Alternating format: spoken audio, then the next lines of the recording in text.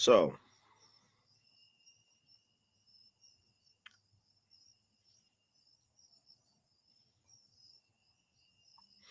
I was watching, you know, scrolling through YouTube, checking out the news cycle.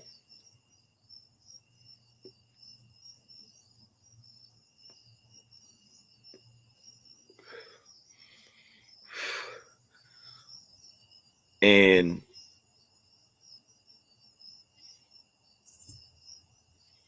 make sure y'all can see me. Scrolling through YouTube, checking out the news cycle. And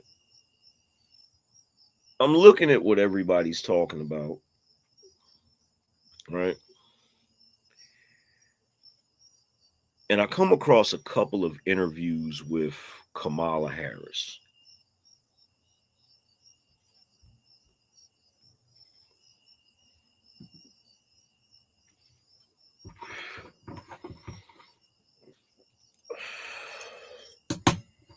Now, already off the rip, I'm shocked.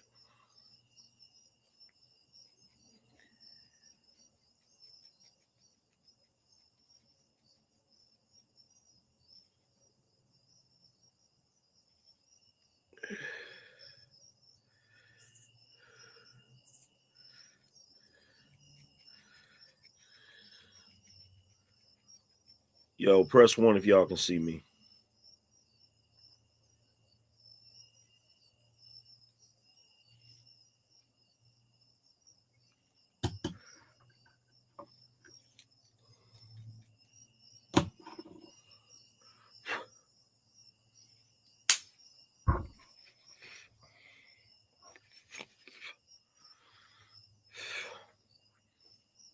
All right, press 1 if y'all can see me.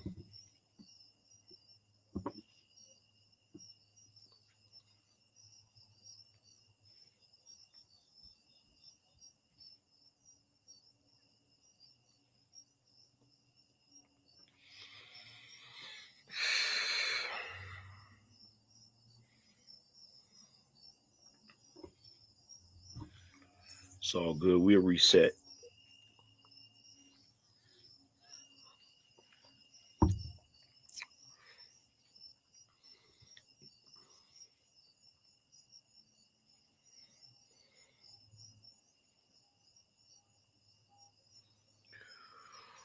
We'll get it right. We gonna reset and get it right. We gonna get it right, buddy. Show ass up out of here.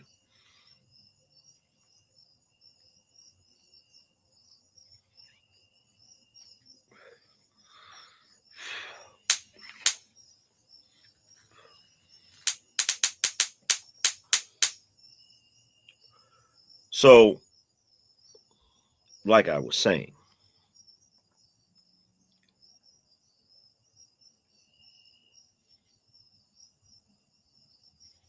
I'm scrolling through YouTube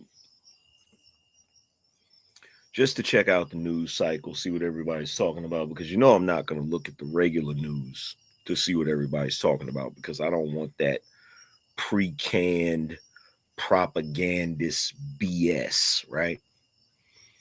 So as I'm scrolling through, I'm looking at all of these different stories. That idiot that attacked the ICE facility People talking about Jimmy Kimmel, all of these different stories. And I noticed that Kamala Harris is back in the news cycle.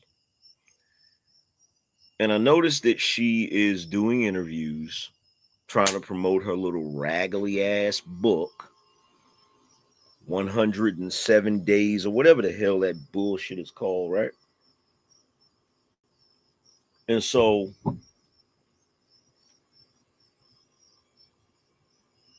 as I'm freaking looking at one of her interviews, she had the nerve to give a lecture about Donald Trump and, how dare he treat foreign leaders that come to the White House a certain way. And I'm sitting there like, she's sitting up there talking about that man that's occupying the White House. And look, I'm gonna tell y'all some real shit. Regardless of whether you like Trump or not, he is the president. And the fact that she is willing to just openly, the fact that she's supposed to be an ex-vice president, and the fact that she's willing to openly disrespect Donald Trump like that, it's completely and totally unacceptable.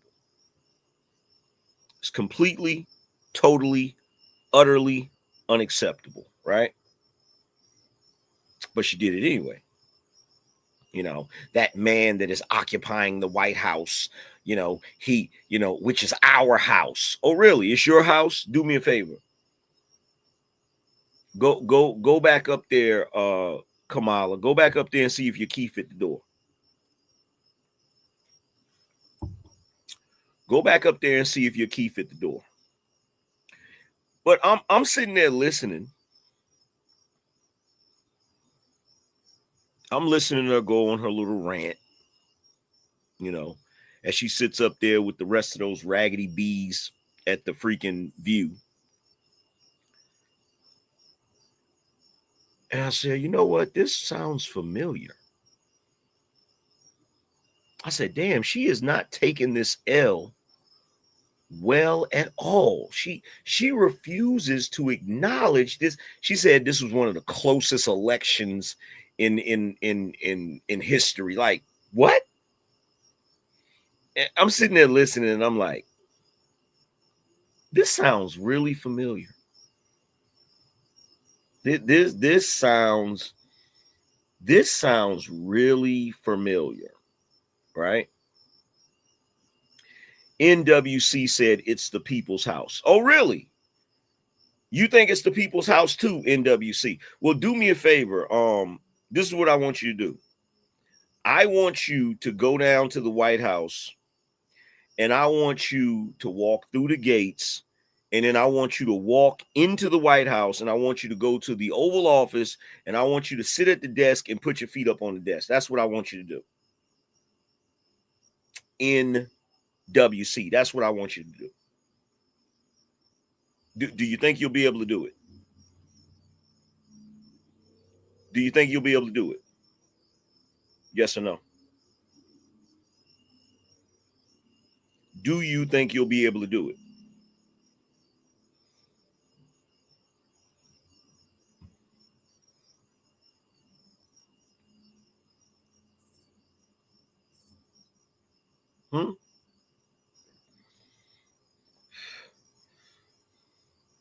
It's not a complicated question. It's a real simple question. Do you think you'll be able to do it? Then shut your stupid ass up. Now, going back to what I was saying. I'm like, this shit looks really familiar. Where have I seen this behavior before? Where have I seen this behavior before? The interesting thing about Kamala Harris is, even though she is not technically a black woman. She behaves like a black woman.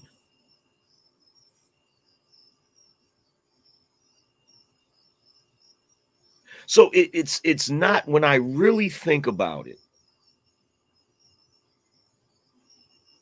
it's not surprising to me that 92% of black women voted for her. 92%. And by the way,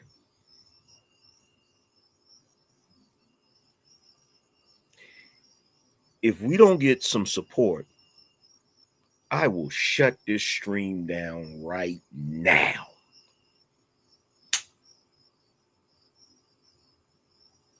Because I'll tell you what I'm tired of. I'm tired of watching people do live streams that's about ghetto, ignorant, ratchet shit. And they can't even get the stream started before y'all done put dozens of freaking super chats in the damn chat. But anytime somebody tries to have a intellectual conversation, y'all don't support it.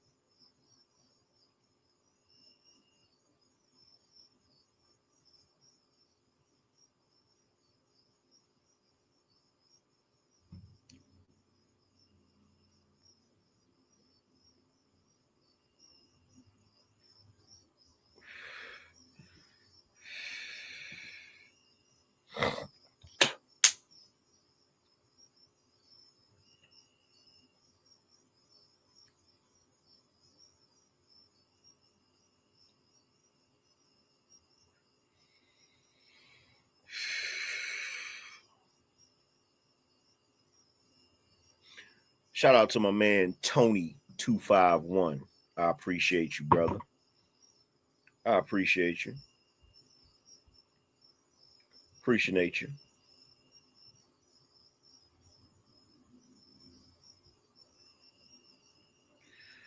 Shout out to Ryan. He said thank you for the show. I appreciate you, Ryan.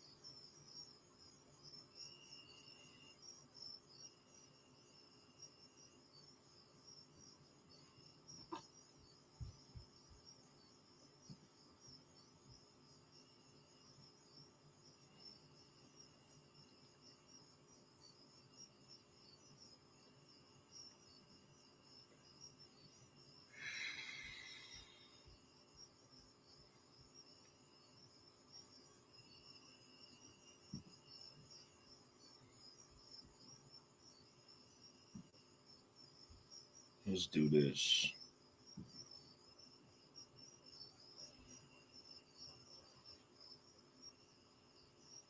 Let's do this.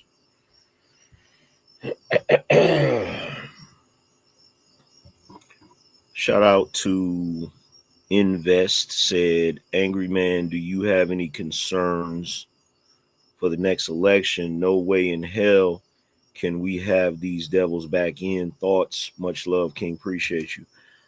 Yeah, I'm praying. I am praying to God that JD Vance gets elected. I am praying to Almighty God that JD Vance gets elected. I'm hoping and praying that Kamala doesn't try to run again. Because to go back to my original point, it doesn't surprise me that 90% of Black women voted for her. And let's be crystal clear about something. Some of you might not like what I'm about to say, but it's the truth. Like, if she would have been elected,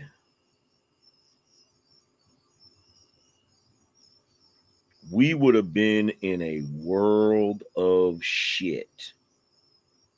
We would have been in a world of shit if she got elected. And see, I'm going to tell y'all, some of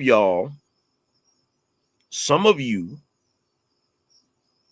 that are non-Black, you just don't know how bad it would have been. And the reason why I say that is because you've never lived in a house where a Black woman was in charge. I'm going to say that again. Many of you non-Black folk, you might have an idea, but trust and believe, it is something that you can only understand if you've experienced it yourself. Now, like I said before anybody tries to call me out on it, I've said numerous times Kamala Harris is not a Black woman. Not, ethnically.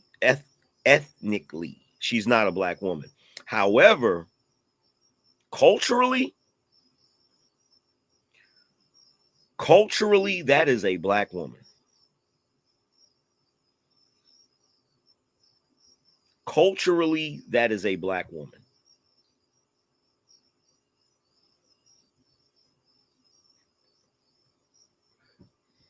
Culturally, that's a Black woman. The way she behaves and the way she acts, that is a Black woman.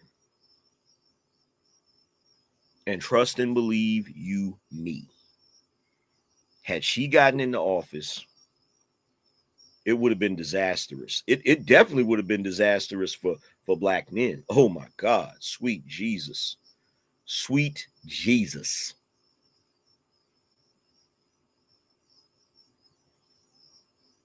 Which is the main reason why I titled this live stream, What Kamala Represents and Why It's All Bad.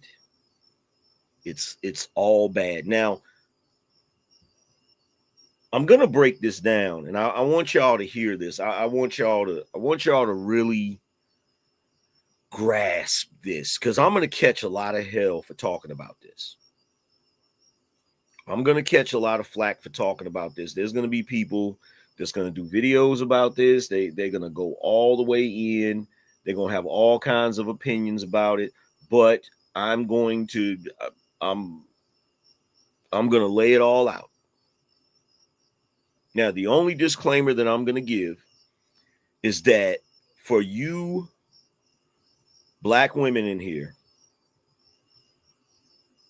the things that I'm about to say, if they do not apply to you, there is no need for you to be offended. Now, if you do find yourself feeling offended, two things. One, it means it probably does apply to you. And two, I really don't give a shit. I really don't care. But before we get into any of that, BINO Nation, I need you guys to hit the like button. I need you to put the shields in the chat for this late night session. I need you to hit the Cash App and support the show. We want to try to get 30 contributors per hour starting right now. So hit the Cash App, support the show. It is greatly appreciated.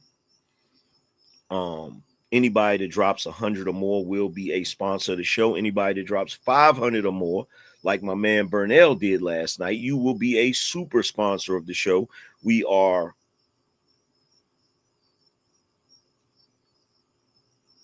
extremely grateful to my man Burnell, who has been the super sponsor of the show on numerous occasions.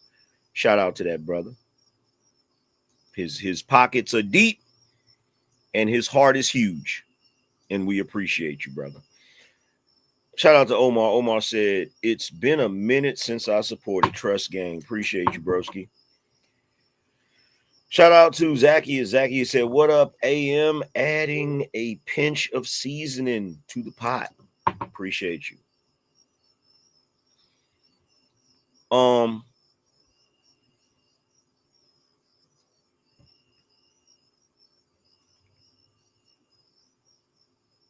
I have been noticing things lately as it pertains to the American B-Dub.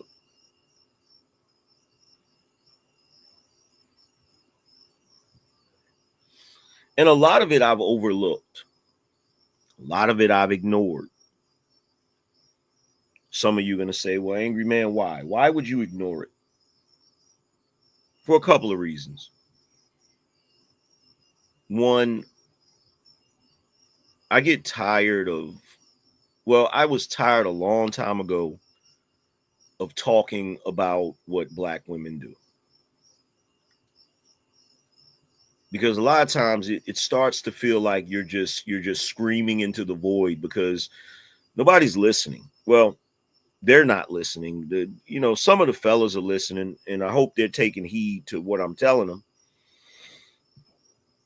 But you get tired of talking about it, right?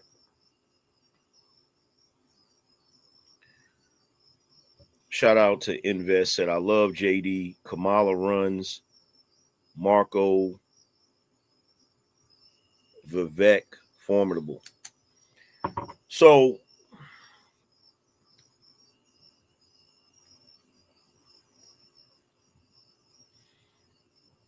this is what I noticed, and this is what made me decide to talk about this topic. Any of you guys that follow me, that watch me when I join other panels, what is the main insult that other content creators hurl at me? What do y'all think it is? What is the main insult that other content creators hurl at me? And then sometimes people in the chat room, what is the main insult they hurl at me?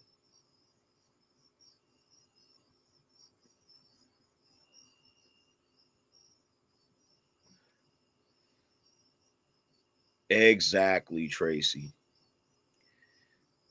I am constantly being accused of bashing black women.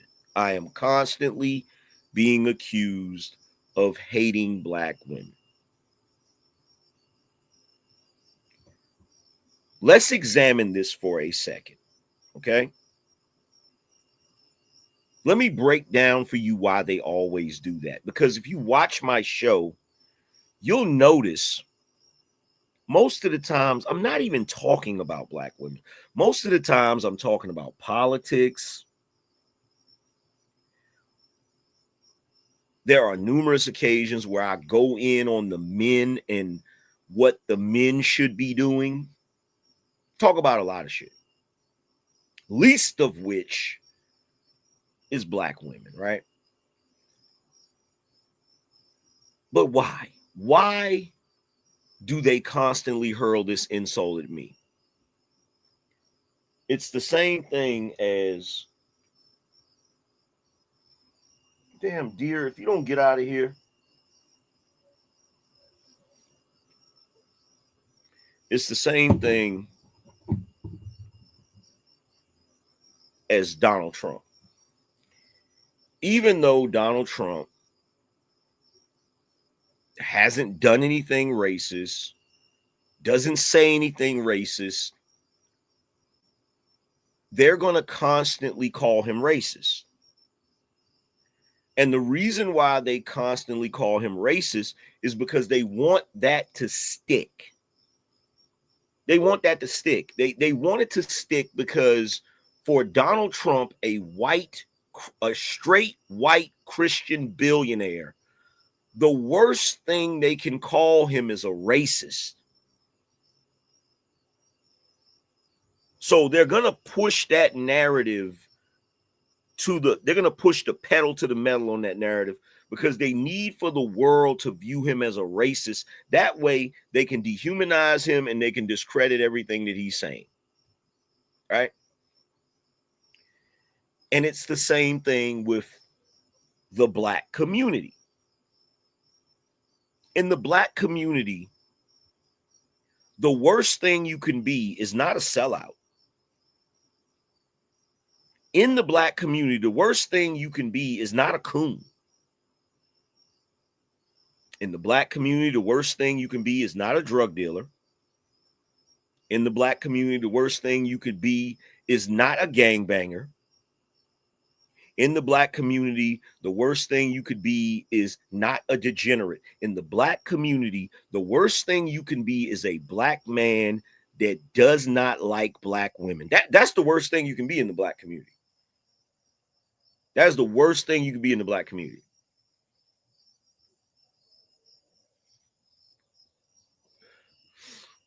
James said successful. Well, that's one and the same. Because usually black men who are not with black women tend to be successful.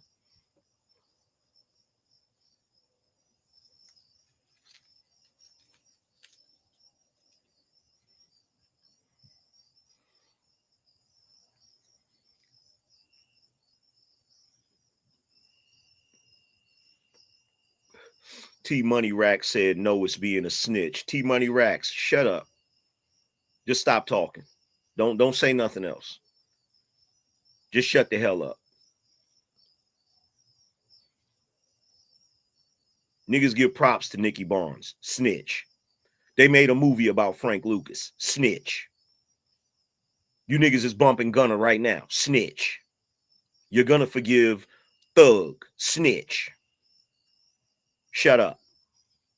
Not to mention the fact that countless black women who call the cops on y'all 24/7. Every black woman in your community is a snitch. Shut up. Stop talking. Don't say nothing else in my chat room. Don't say nothing else in my chat room, bro. Till you go sit in the corner and think for a little while, and then you can come back and talk.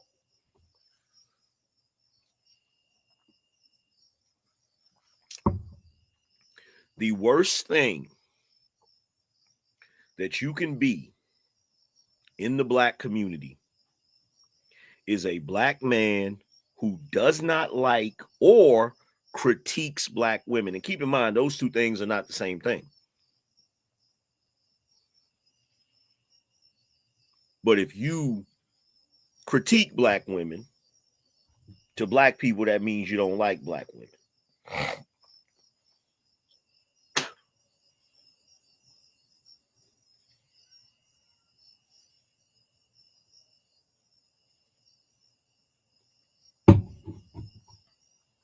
If you critique black women, that means you don't like black women. It means you hate black women. It means you bash black women. So the reason why everybody keeps saying Angryman don't like black women, Angryman don't like black women, Angryman. See, here's the thing. They wanted to say that I wasn't black.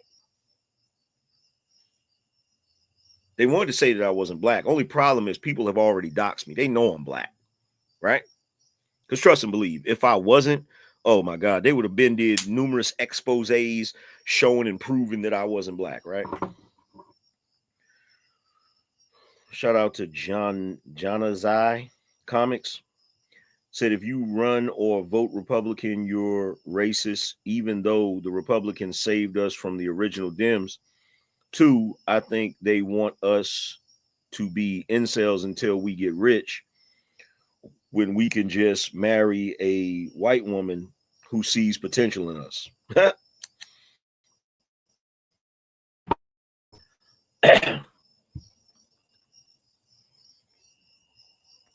So they know that I'm black. So since they know that I'm black and I'm not biracial, I'm not Latino, not Hispanic, not any of that. They can't call me racist for my criticisms of black people, more specifically black women, because they don't care when I criticize black men. They don't give a shit. Black men are used to being talked about like a dog. Black men are used to being treated like shit. Black men are used to the entire world looking at them like they ain't shit, and they've accepted it. Because if you notice, nobody ever comes in here and says to me, "Angry man, I can't believe you talk about black men like that." If you notice, no one ever does that. They either say, "How can you talk about black people or black women?" And black men, you really need to pay attention to that, because what you have not realized is they're legitimately writing you out of black people. They're legitimately writing you out of black people. They want you to not even be part of the black collective. Like you are, but you're not. Because whenever they talk about helping the community, they either talk about black women or they talk about black people. They never say black men. The only time they say anything about black men is when they're bringing up crime statistics, is when they're bringing up domestic violence, is when they're bringing up gangbanging, it's when they're bringing up fatherless homes. They only bring up your name.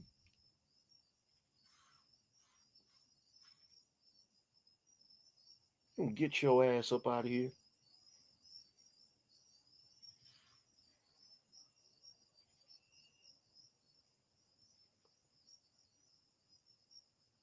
Damn deer. They only bring up your name when they want to talk about something negative. They don't bring up your name. You know, it's funny because black women actually project onto you, you know, they've commandeered your struggle. Okay. They act as if they're the most scrutinized when really it's black men.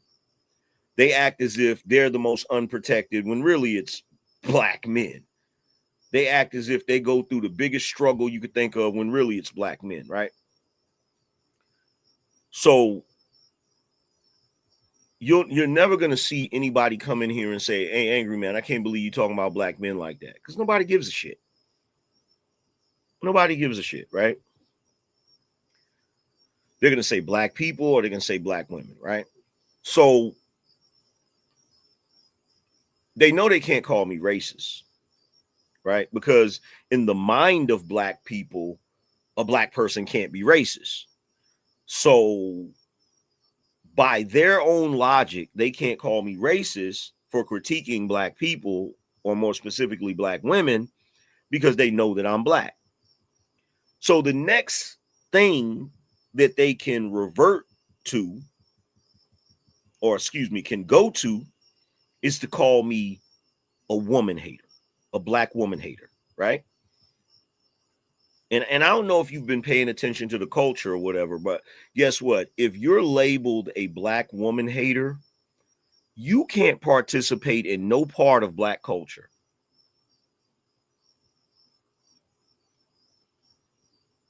You can't participate in no part of black culture.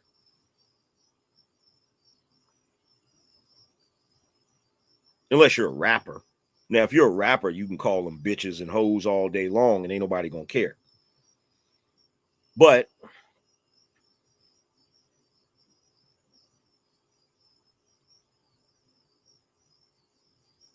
you're not allowed to participate in black culture if you have an issue with black women, because that means you don't like your mama, right?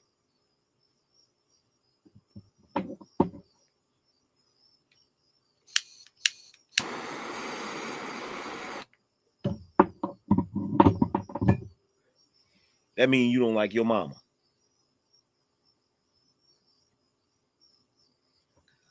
So they try to label me this because they want to make it stick, right? The only problem is They don't realize I don't give a shit anymore. I don't care anymore. I don't care what you guys try to label me anymore. Because it's a deflection. See, the reason why you have this tidal wave of Negroes trying their best to stop Black men from critiquing Black women online is because these Negroes know that we're telling the truth.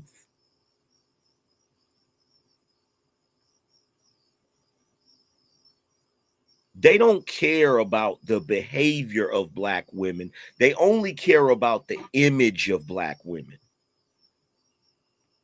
And there's even irony in that because guess what, fellas?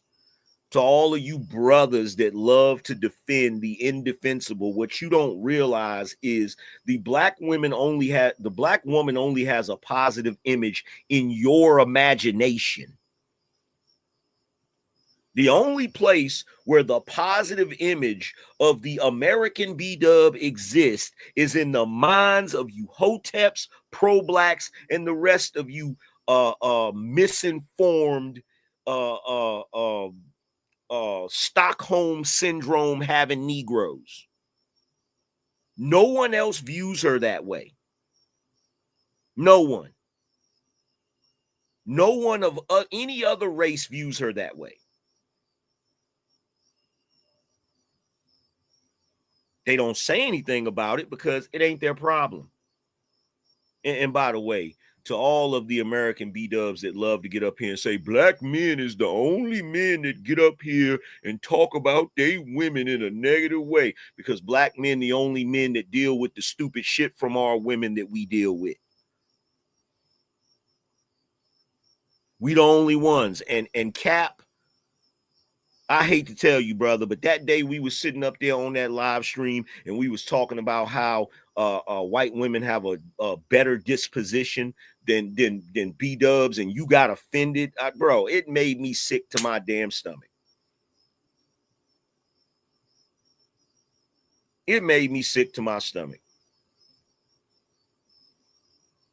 Every time every time a Black man states a fact about them, and one of you Black men decide to jump out there to try to mitigate it, to try to diminish it, or to try to debunk it, it makes me want to throw the fuck up. Don't you realize that until you fix the behavior of the woman in your culture, you're never going to fix the Black family?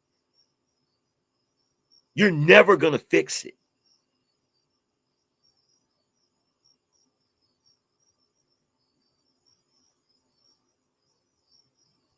You're never going to fix it. And by the way, the next person, to all of the moderators in the chat right now, the next person that comes in here and asks what a B-dub is, kick them out of the chat room.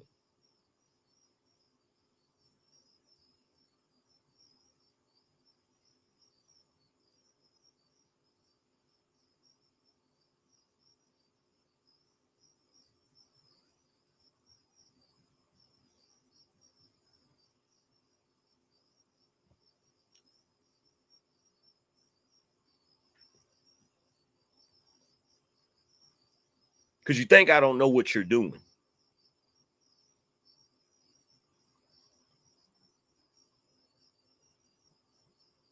We've had this conversation about censorship. We've talked about how, brothers such as myself, we can't say certain words. So brothers like myself have to come up with an alternative word to describe something. But it defeats the purpose of coming up with an alternative word if you're going to keep sitting in the chat talking about can you define that word? Can you tell me what it means? Why? So YouTube can look at the comment section and say, oh, that's what it means. Ask it again. Ask again what B-dub means, and you're getting booted the fuck out of my chat room.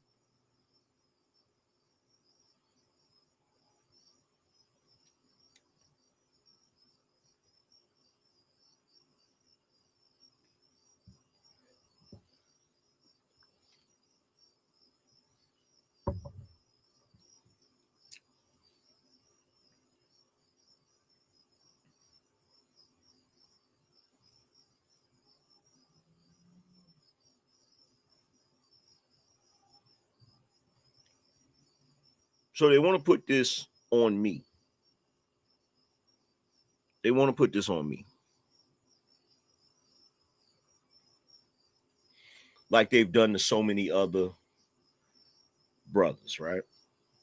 Now, I'm not going to lie. When I first came to YouTube and I gave my critique, people would say, you hate B-dubs, you hate them. And I'd be like, no, I don't. Because I genuinely don't. I don't hate them. That's ridiculous, right? But those people that say that know that I don't hate them. They just use that dog whistle language because they believe if they continue saying that I hate them, it's going to shame me into not talking about them, which is their ultimate goal.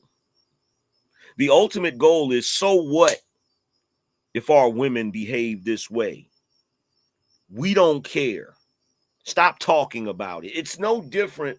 It's no different than these Negroes not wanting us to talk about gang violence. It's no different than these Negroes not wanting us to not talk about drug dealing in our community.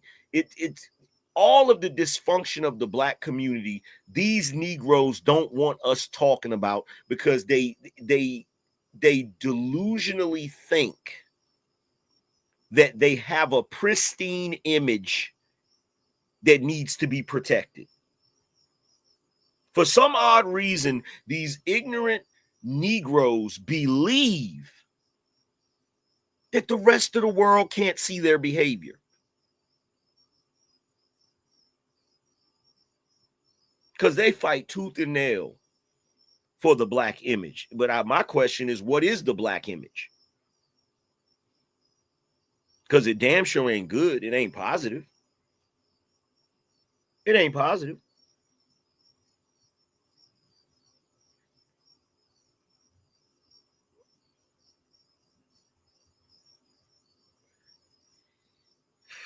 It ain't positive.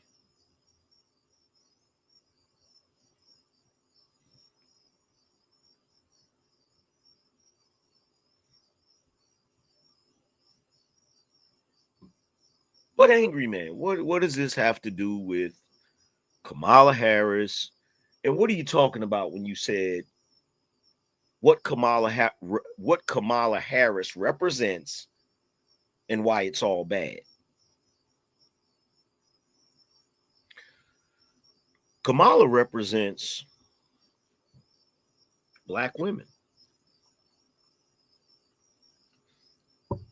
She represents DEI. She represents entitlement. She represents, oh, well, I get to say whatever I want, and it doesn't matter if I say. I want you to think about every quality that Kamala Harris has. And to all the brothers in here, you're going to know exactly what I'm saying. Okay?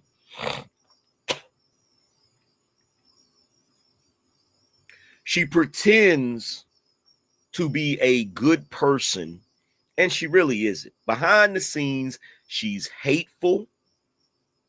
She screams on people.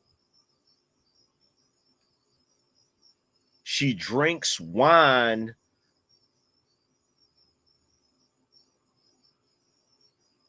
like a freaking, she drinks wine the way you drink water. Right? She wasted over $1 billion.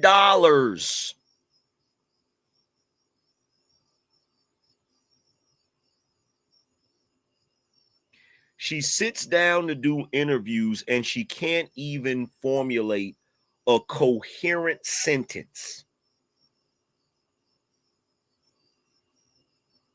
All of her priorities are bullshit. And even though she has no talent and no skills, she was given a high-paying position with a prestigious title.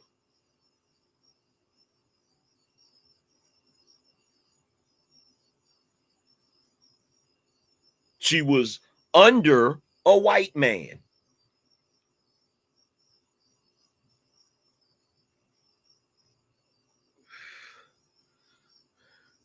She spent most of her career locking brothers up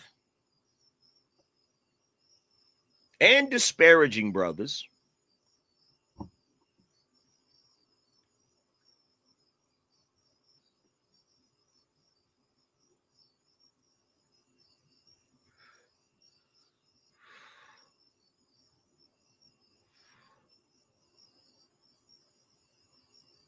That's a black woman.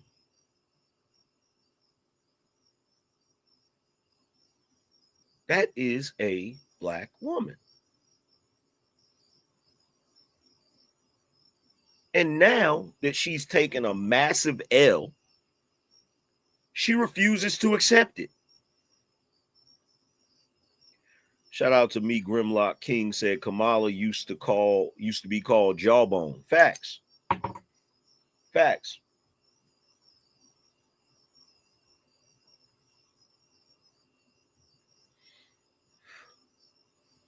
Now, every single time I have critiqued black women,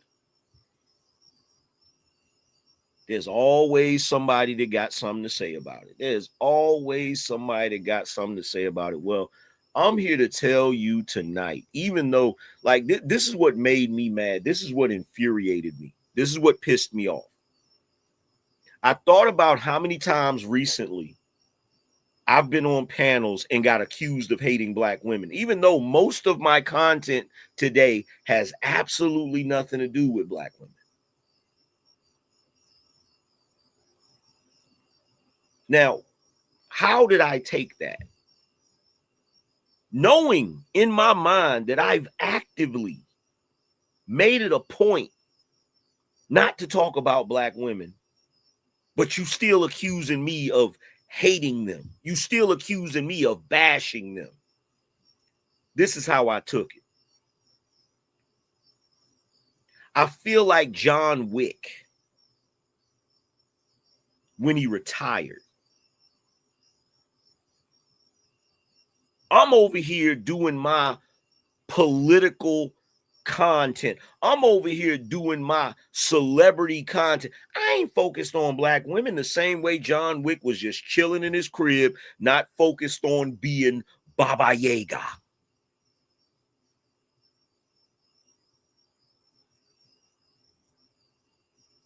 And when I go to panels and you say, oh, your problem is you hate black women, your problem, black women, black women, black women, you know what it feels like? It feels like you stole my car,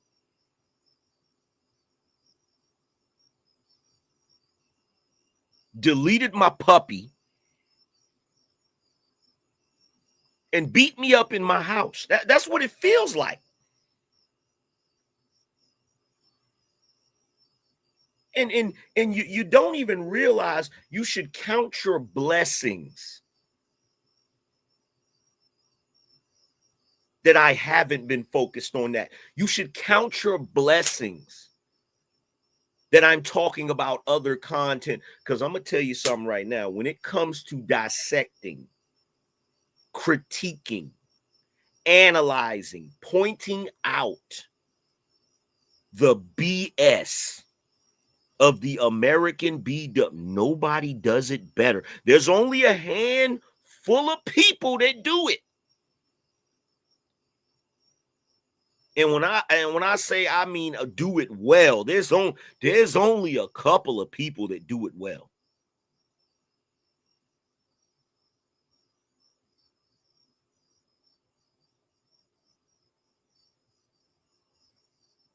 But you have that. In addition to every single time I go to social media, specifically TikTok, and I start scrolling,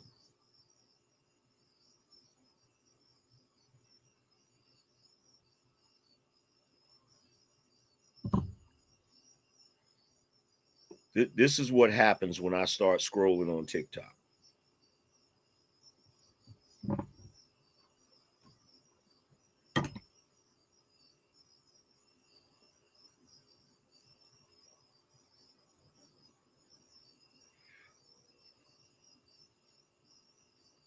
When I start scrolling on TikTok,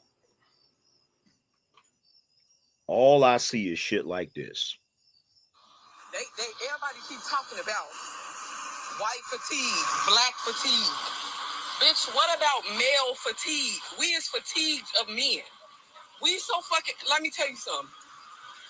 We so fucking tired of men. I don't fucking know what to do. Like, that's just one example. I scrolled through TikTok, and as God is my almighty witness, every time I swipe that screen to go to the next video, if it is a black woman that pops up on that screen, the next few sentences she's going to say is going to be about black men and how we're the raggediest thing that has ever fucking existed.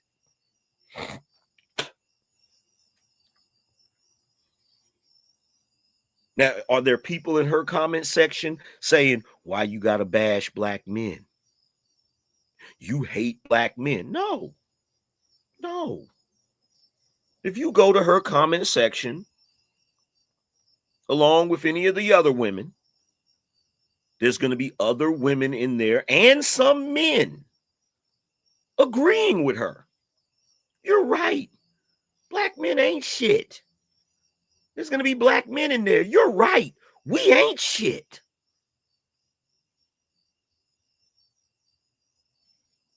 They have had carte blanche to talk about us like a dog for my entire fucking lifetime. We've had to listen to R&B songs from black women that talk about how we're just the raggediest thing on earth. We've had to watch daytime talk shows where a black woman sits on the stage, plays victim, and then when the black man that she's in a relationship walks out on the stage, everybody boos him. We've had to watch movies like The Color Purple, Waiting to Exhale, For Colored Girls, every Tyler Perry movie. We've had to sit back and watch as our women have done everything in their power to destroy our image. But the moment that the Angryman came to YouTube in 2015 to give some pushback and critique them on their shit, now all of a sudden the world is coming to an end. Now all of a sudden I'm the scum of the universe, as if they ain't been talking about us for 50 plus fucking years.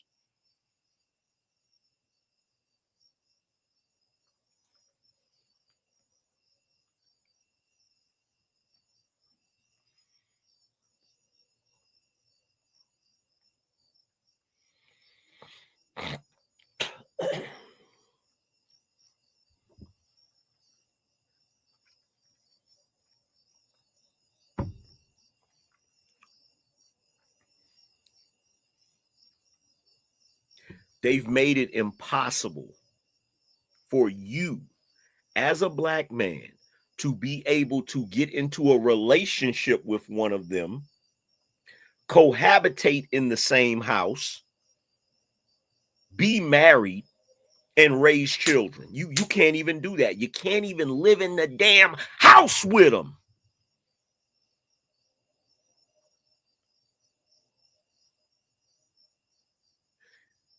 When you finally wake up and say, you know what? I'm not going to let you take me through the ringer. I'm not going to let you drag me down. I'm not going to sit back while you go to your homegirls and talk about me like a dog, even though I'm here trying to raise these kids, trying to hold this house down. I am not going to continue to be disrespected. And you finally decide to leave after years of putting up with this shit. Years of being disrespected, years of them talking about you behind your back to their family and your family. You finally get fed up and leave. Now you're a deadbeat. Now you're a sorry ass nigga that abandoned his family. And as a group, when you start to see all of these children that grew up in households without fathers and they go on to be raggedy individuals, criminals, degenerates, drug addicts, all of that shit.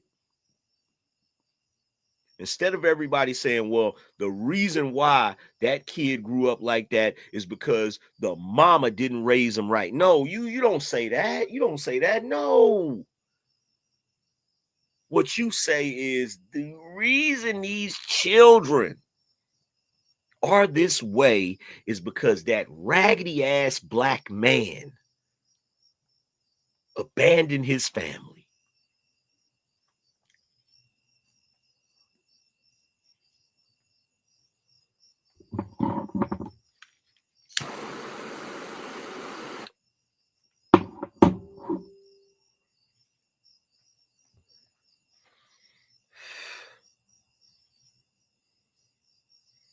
Now, let me tell you something, and this is the God's honest truth. I can pinpoint every single problem I have ever had in my life to black women.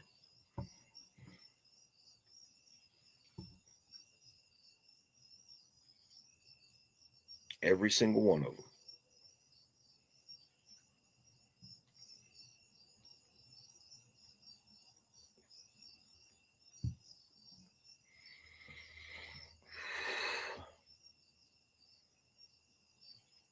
Every single one of them.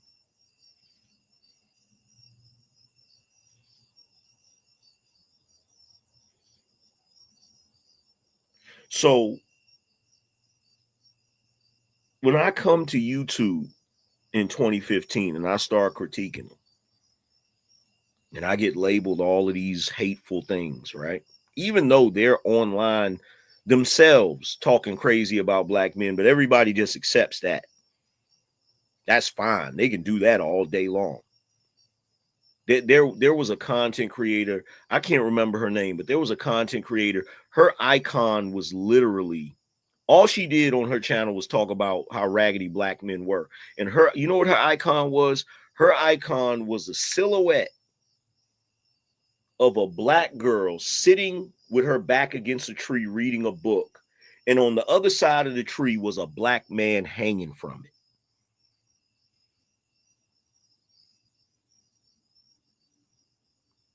I'm gonna say that again. I'm gonna say that again. The silhouette of her channel icon was a black girl sitting with her back against a tree reading a book. And on the other side of the tree, there was a branch and there was a black man hanging from it.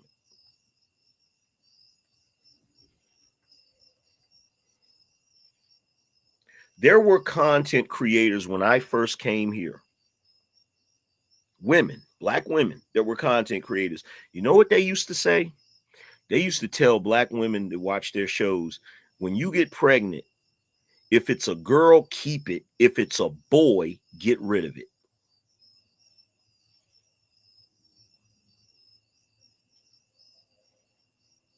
But guess what?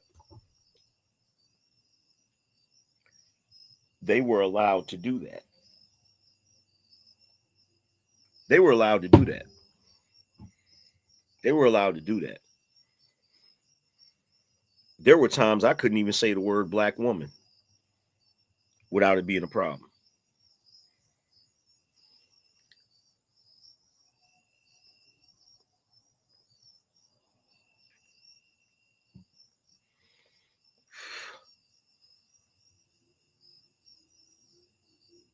There were times I couldn't even point out things that they did wrong, that were legitimately wrong.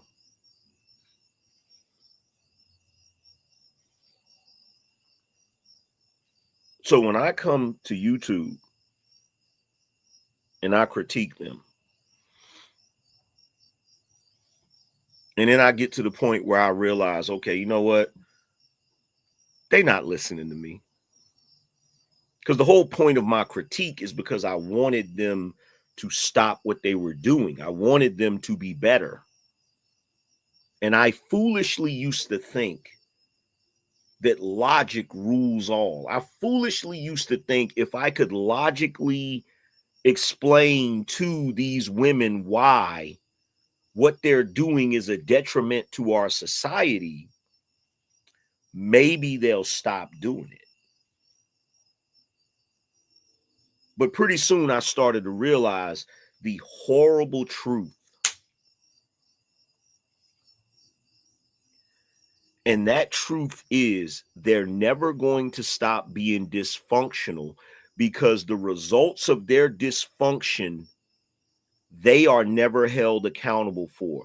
The result of their dysfunction is always put on Black men. So when you think about the fact that you have a group of people that want Black men to look bad, why would they stop being dysfunctional when they know their dysfunction is a mark against you, a Black man? See, the broken community, the dysfunctional children, the sorry state of the Black community is just proof that Black women are right about Black men being raggedy. So why would they stop doing it? Why would they stop doing it?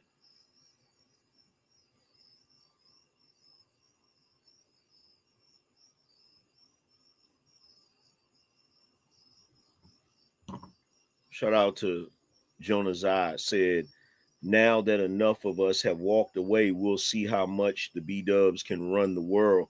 Logic don't correspond with their emotions until it's too late. I'm going to say it again. Once I realized that they want to be dysfunctional because they're blaming you for the dysfunction, they don't have to take accountability for their dysfunction. They're passing the buck to you, the Black man, someone that they already hate. See, every single time they say, oh, you hate Black women, that's projection. That's projection. So once I realized that this is what it was, I fell back. I said, you know what? I'm not going to do that type of content anymore because they're not listening. They're not listening, right? But there's only one problem. The problem is every single time I go to TikTok to scroll, all I see is Black women talking about how horrible Black men are. All I see is Black women with ridiculous expectations of Black men. I saw a video the other day where a Black woman said, you know what? You know how when you go get your hair done, you have to pay a deposit? I think these men should have to pay us $1,000 deposit to go on a date with us. There was another Black woman that said, when she's out in public, she notices black men look at her, and she said that should be a charge. She said black men should be arrested for looking at her because they're enjoying her body.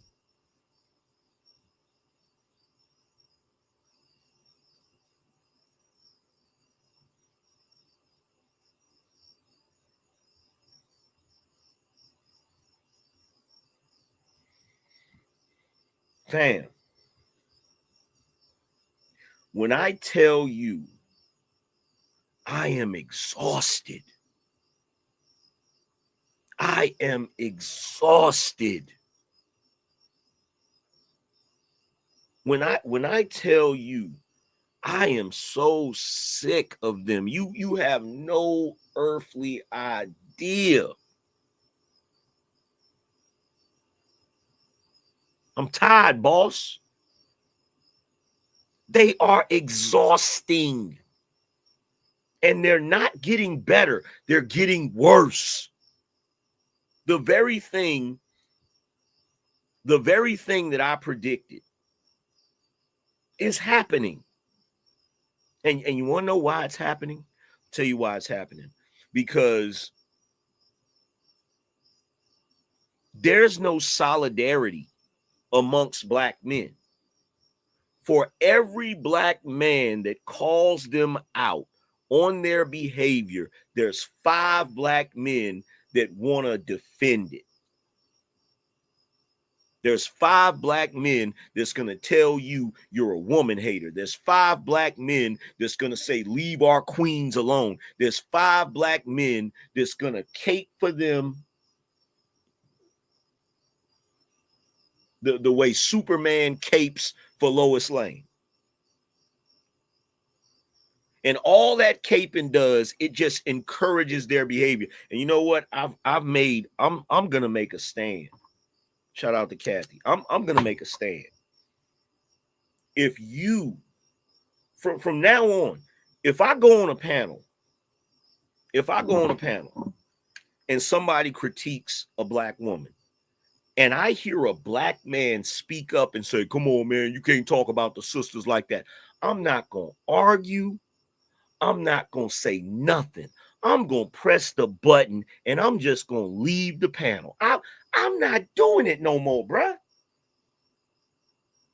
I'm not doing it no more. If these black men are too damn stupid to see what the problem is, I don't even want to be in your presence.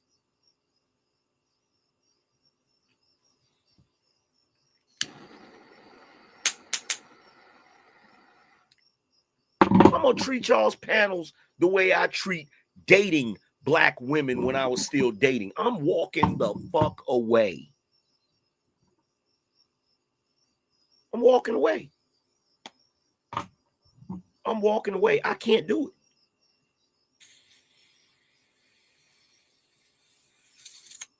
I can't do it. I can't do it. I'm about to get cold-blooded, bruh. I'm about to get cold-blooded. Cold-blooded.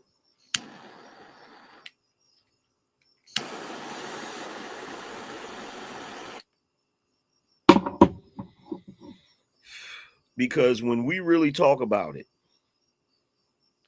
the damage that they have done to our community. Look, check this out. I feel like you're an attention whore.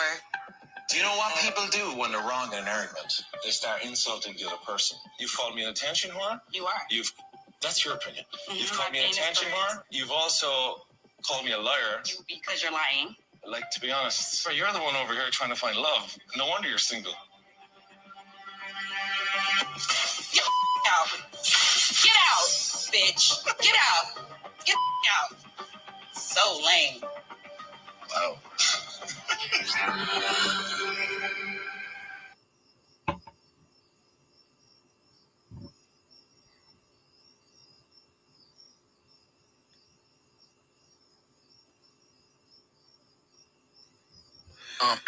This morning, about an hour from where I live.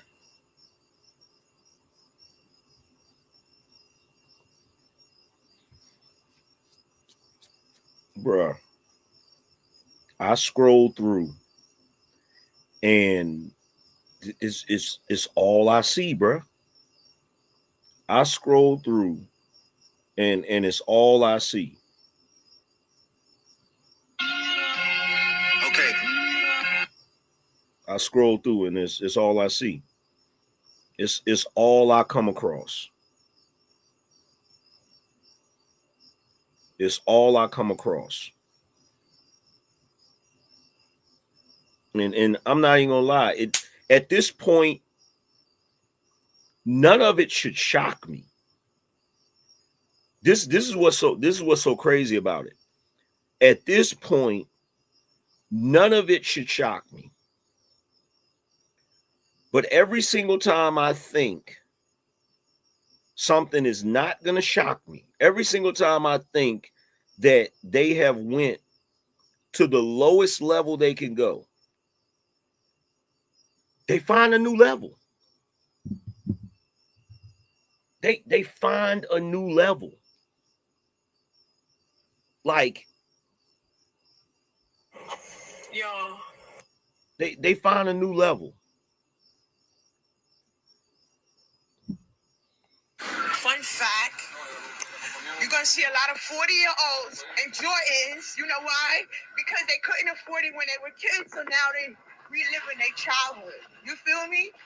So, that's why you see all these 40-year-olds and fucking Jordans that keep coming out, because they couldn't get it as a child. You feel me? But I draw the line.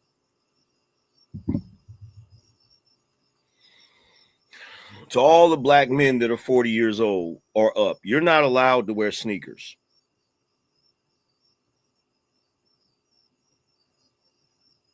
You're not allowed to wear sneakers. Why are men so dumb? You're not allowed to wear sneakers. Look at how beautiful. Why are men so dumb? Look at how beautiful. She's single, I'm single. Why are we single? Why?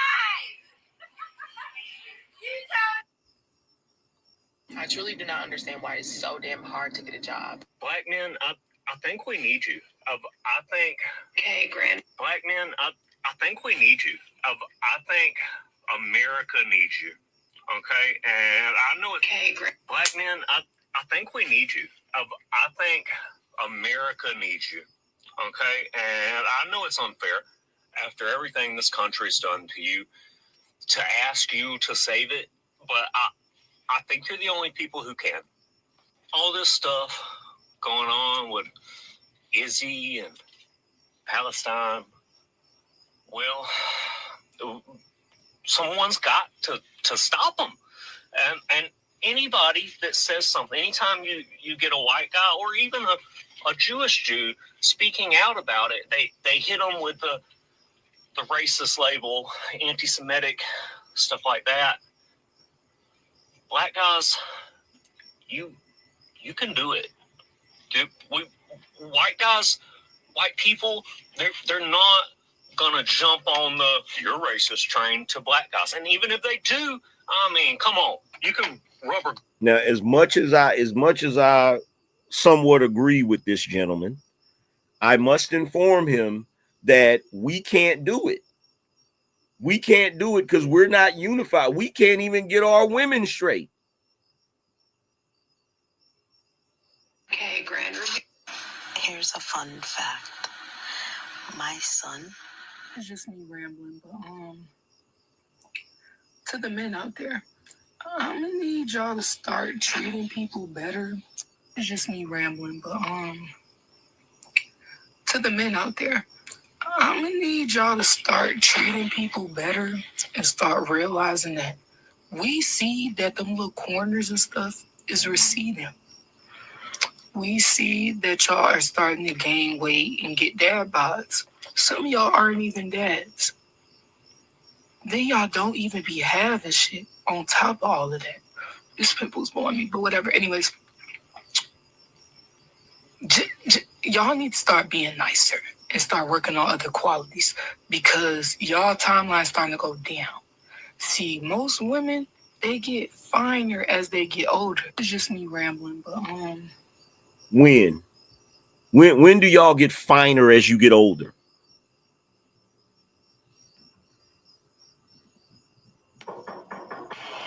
Black men are the new mean girls. Black men are the new mean girls. Yeah, I said it. Gone are the days when men minded their business, fixed things around the house, or built anything besides a thread in the comments.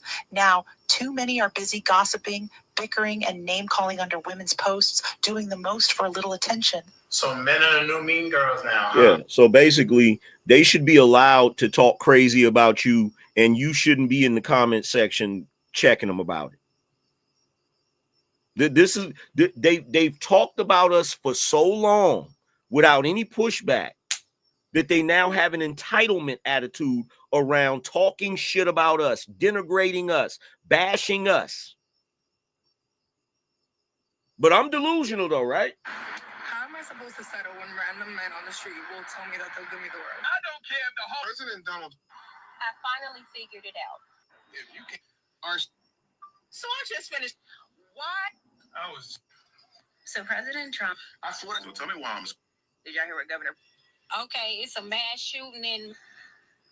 And see, the crazy thing is, the only thing I've been saving the most of is political content, because I haven't really been critiquing these women.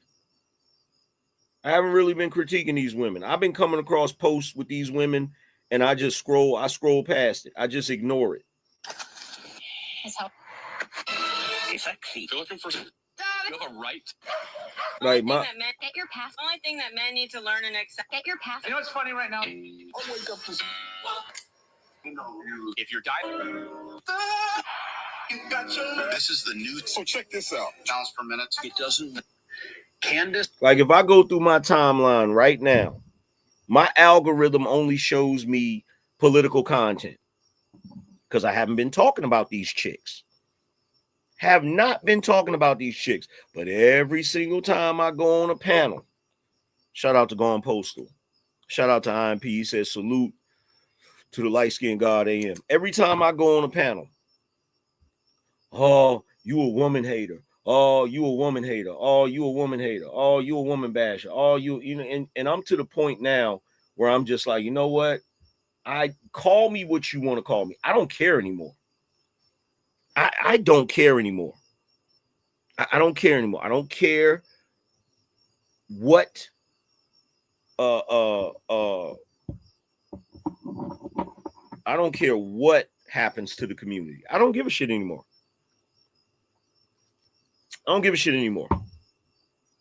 Shout out to Erica, said, I'll take Black Logic for 2,000, Alex. Appreciate you. Look, I don't give a shit anymore. Destroy the community. Do what you're gonna do. You Negroes, you have one of the most delusional groups of women that has ever freaking existed on planet Earth. They don't care about you. They don't care about your offspring. They don't care about your community. They don't care about none of that shit. Absolutely, positively, none of that shit. They don't care. They don't care. They don't care. And bruh, let me ask y'all this question.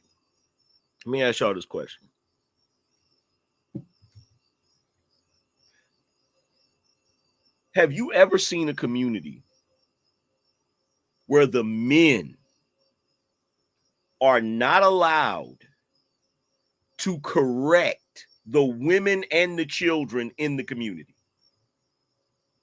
Just answer that question for me. Have you ever seen a community outside of the Black community where the men are not allowed to correct and check the women and the children of that community? Have you ever seen that?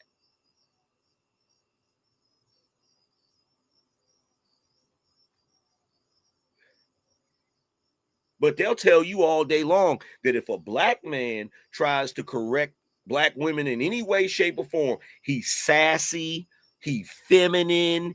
When did men checking women become feminine? I've only known that to be masculine. When did men checking women about their behavior, when did that shit become feminine?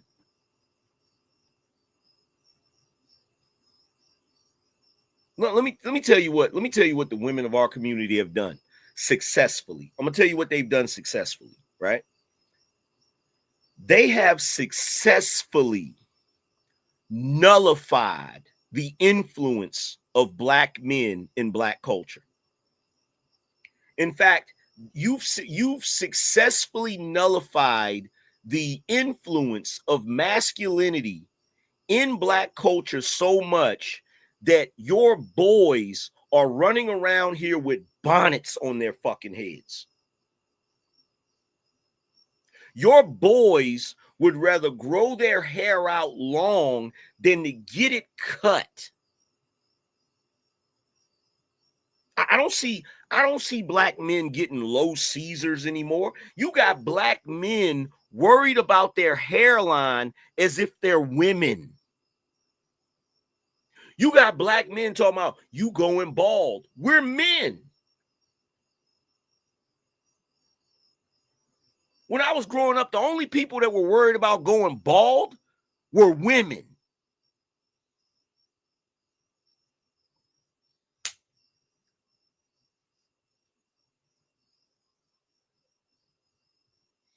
And this is what's so funny about it. These men, they just sit back and they just watch as these women feminize their boys. They just sit back and watch it. They just sit back and watch it. And if you say something to any one of these women, oh my God, these niggas is ready to crash out. They ready to crash out. They ready to crash out.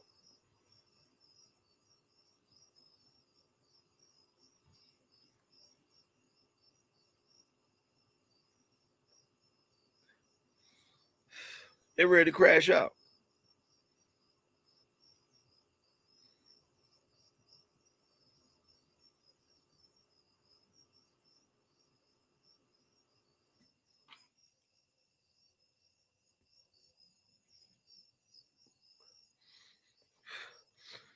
Calvin said, nah, black people need hair. Man, shut your stupid ass up. What black people need is intact families. What black people need is mothers that actually teach their freaking children how to read. What black people need is a community. What black people need is financial literacy. What black people need is correct priorities. What black people need is proper political knowledge. No, black people need hair. Shut your stupid ass up.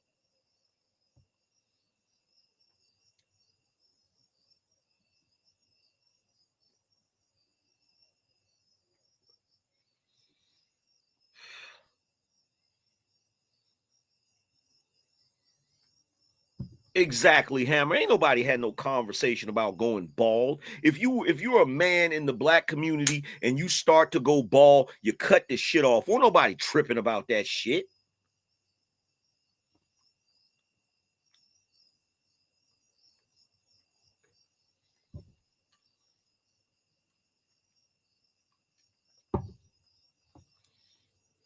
Michael Jordan was bald before he was 30. Michael Jordan was bald before he was 30. Tupac was bald before he was 30. And this just shows you the proof of what I mean by these new generations of motherfuckers. Look at LeBron James trying to hang on to his fucking hairline. Tell me that isn't the most ridiculous shit you've ever seen in your life. Are you really going to honestly sit there and tell me that LeBron would look any different with a bald head?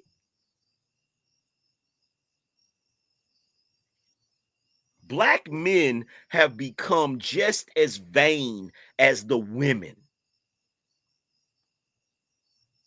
Black men have become just as vain as the women.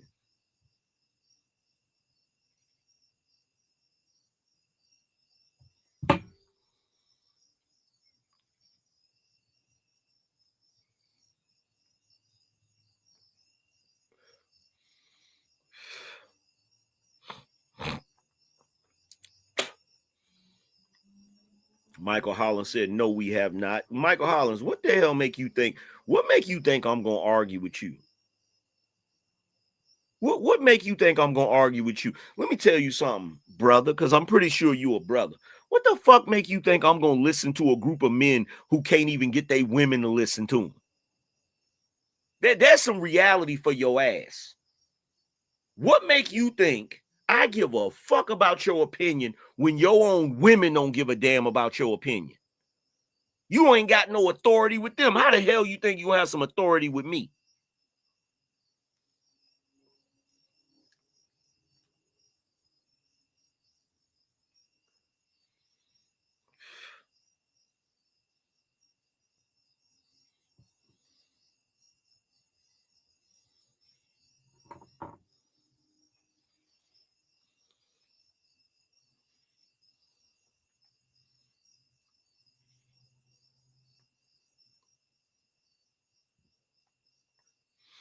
Don't be trying to knock the GOAT, big dog. Who's the GOAT? Who's the GOAT? Who is the GOAT?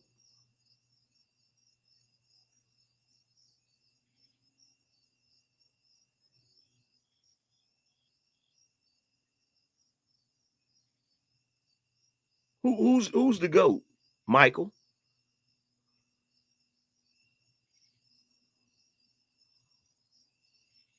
Man, you don't shut your stupid ass up, bruh. Shut your dumb ass up.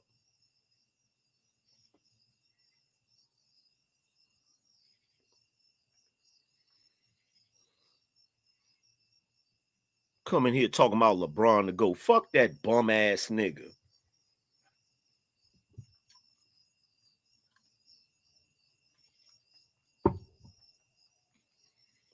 Shout out to the Diz. He said, we need hair. We're not Samson from the Bible.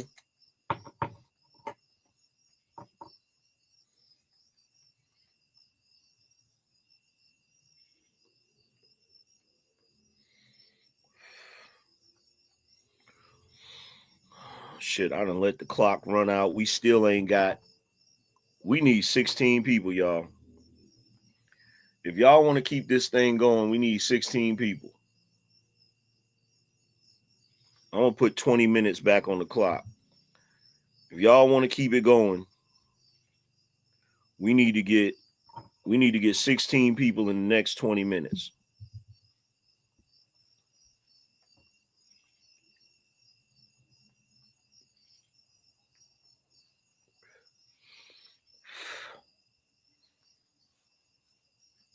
If y'all want to keep it going, we need to get 16 people in the next 20 minutes. Talking about some LeBron is, man, nigga, please. Is that what's going on with black people? Have we just become the most delusional group of people in the world? Is that what it is?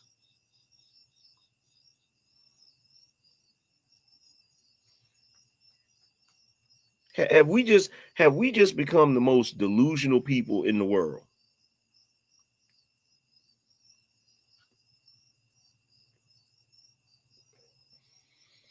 Shout out to Crocodile Tears. He said a log for the fire. Keep it going. Appreciate you, bro. Now we only need 15 people. Shout out to R.E. Williams. He said support. Appreciate you.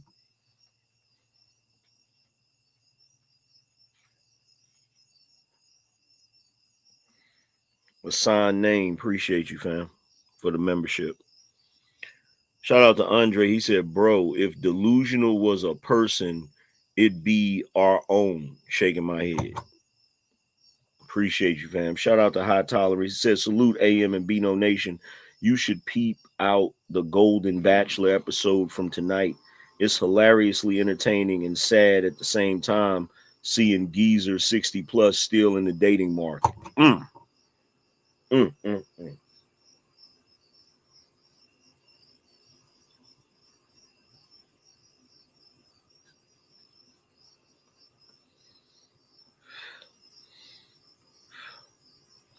Said you could make a argument for Steph Curry, but unfortunately, due to the aggressive defense of the 90s, that is like a long shot too.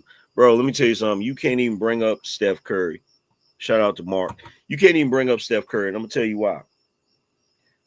Because Steph Curry is definitely a black man, and Aisha Curry is definitely a black woman. Steph Curry is a prime example of what I'm talking about. There is absolutely nothing he can do to stop her from embarrassing him. Nothing. There's absolutely nothing that Steph Curry can do to stop her from embarrassing him. Nothing. He just got to deal with it. Like so many other black men, he just got to deal with it. Shout out to Quentin. He's got to deal with it. That has become part of the culture. Our women talking trash about us has just become part of the culture. And then we got the nerve to wonder why other groups of men don't respect us. This is the reason why. Shout out to Chad, said the Vulcan and Romulan talk is a gem. Appreciate you.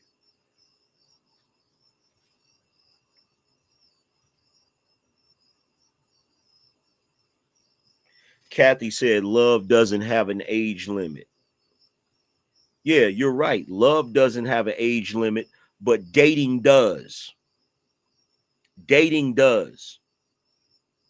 If you're in your 60s and you're dating, you failed at life. You failed. Period. If you're in your 60s and you still out here in the dating market, you failed.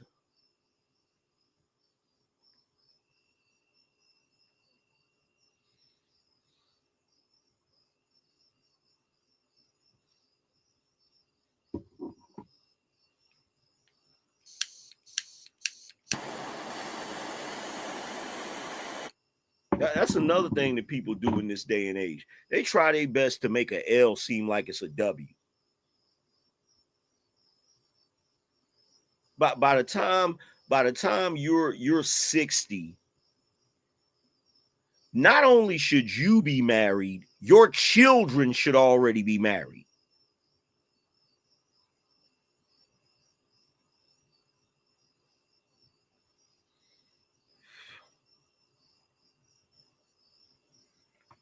Shout out to Rob B.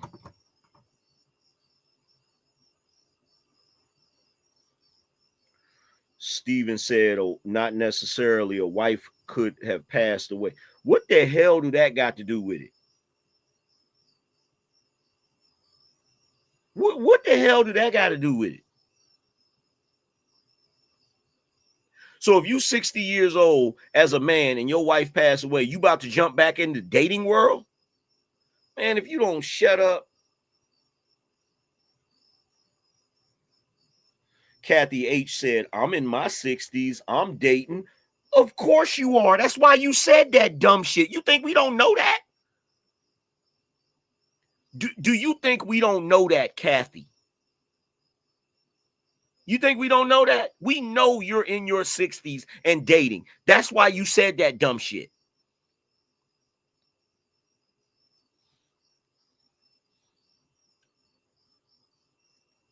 And guess what?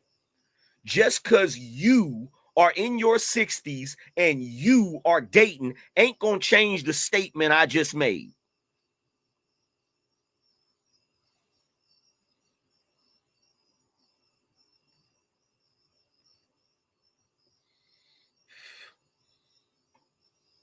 Go sit your ass down somewhere. I ain't trying to hear the shit because you got women online talking about men over 40 shouldn't be wearing Jordans. Ain't that what they say? Explain this to me. In the black community, you'll hear black women say, you better not be in your 30s trying to be a rapper. You better not be over 30 wearing a jersey. You better not be in your 40s wearing Jordans. Right? So how in the fuck can we have an age limit on the men for what they can wear and what they can do, but you can still be in your, you could still be dating in your damn 60s? Man, please.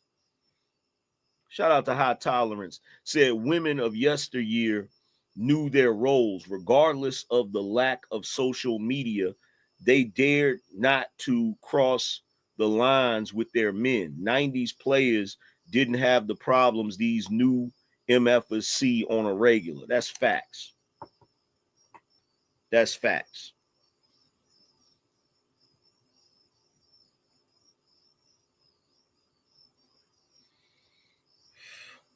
I want to hear that shit.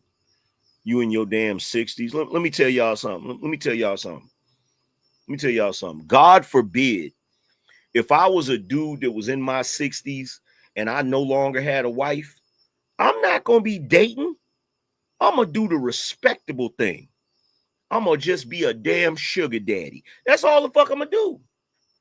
If I'm in my damn 60s and up and I don't have no wife, I am not going to be dating no damn body. I'm going to be a damn sugar daddy. Like any normal man in that age bracket.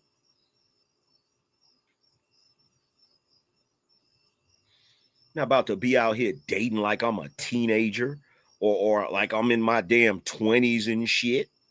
Fuck out of here. How much damn sense do that make?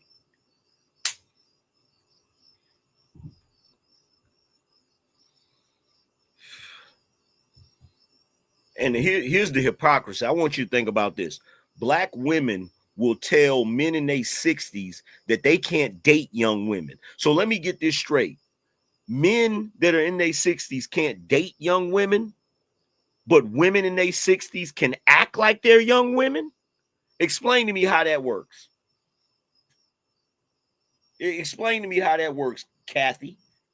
Explain to me how that works, Kathy. Men in their 60s can't date young women, but women in their 60s can act like young women. You explain to me how that works.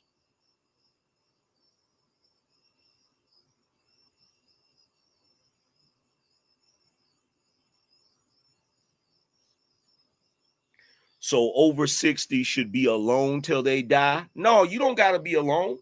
You can get a cat. You ain't got to be alone. People give cats away. You don't even have to buy a cat. Somebody will give you a cat.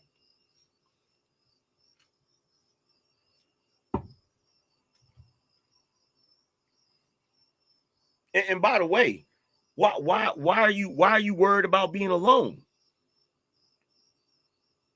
Y'all been saying in this day and age that y'all are single by choice.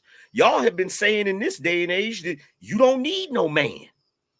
Y'all been saying in this day and age that women are perfectly happy alone. In fact, they have better lives when they're alone. So why are you worried about that? It's the men that are suffering from a loneliness epidemic, right? Right? I'm sorry, you picked the wrong day to come over here with that goofy shit because I am exhausted. I am exhausted with all of y'all's bullshit because that's all it is. It's bullshit. That's all it is. That's all it is. It is utter and complete bullshit.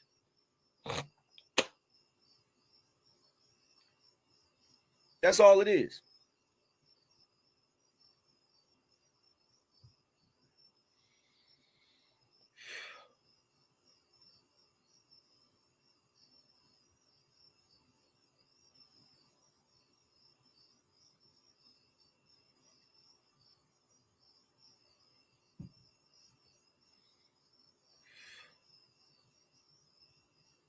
Well, let me tell you something.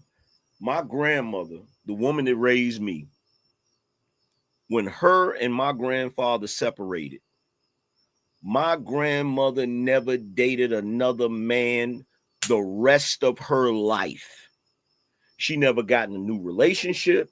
She never dated another man. She never did none of that shit. She never did none of that shit.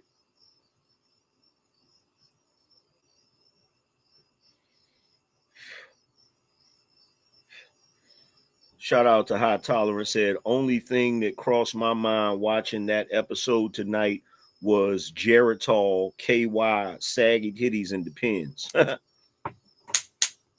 and you know, And you know why? You want to know, y'all want to know the reason why my grandmother, once her and my grandfather separated, you want to know the reason why she never dated again?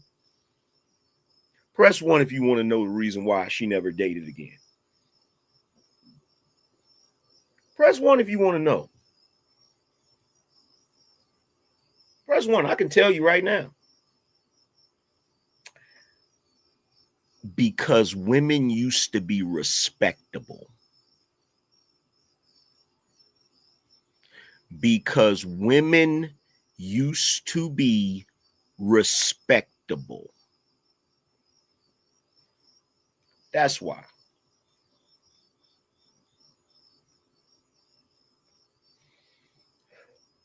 Nowadays, y'all ain't got no respect for yourself. That's why you're 60 years old still going to the club. That's why you're 60-year-old trying to dress like these younger girls. That's why you're 60 years old trying to compete with the younger girls. That's why you're 60 years old running around here dating like you a damn teenager.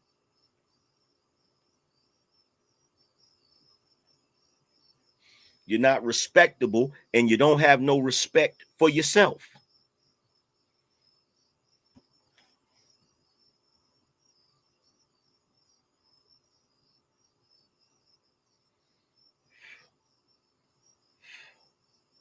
Let me put it to you like this.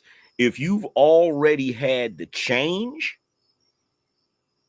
and y'all know what the change is, I'm not going to say the word because who knows, that might be another trigger word. If you've already had the change, you shouldn't be dating. I said it.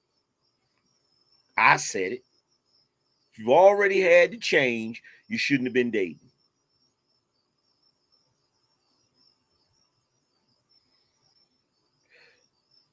Exactly. Dirt bike juice. Exactly. You got to put a pause on that.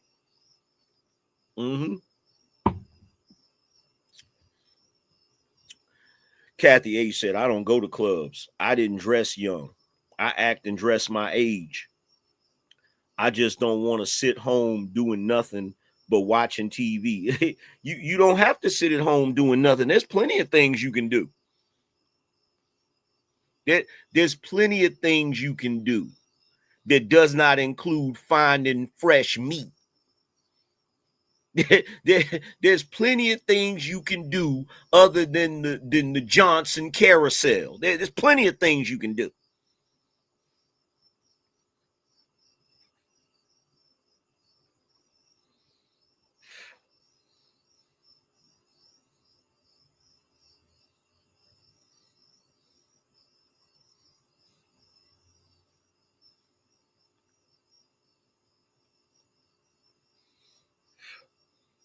Watch this. Watch this. I tell you what, Kathy, I'm a humor you.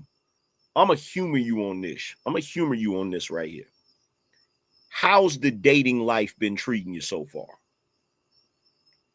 How has the dating life been treating you so far? Just give us a little hint into what's going on. Has it been good or has it been bad?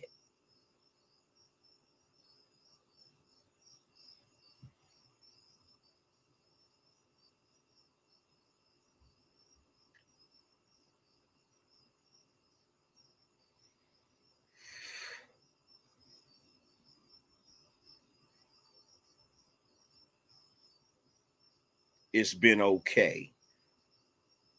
Let me tell you something. See, here's the thing, Kathy H. You probably don't. You 60 years old. You probably still don't understand men. Matter of fact, let me not make that assumption. Kathy H., would you say you understand men? Would you say you understand men?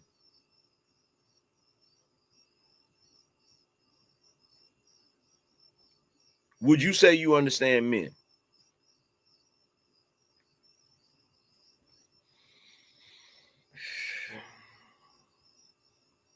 You understand enough.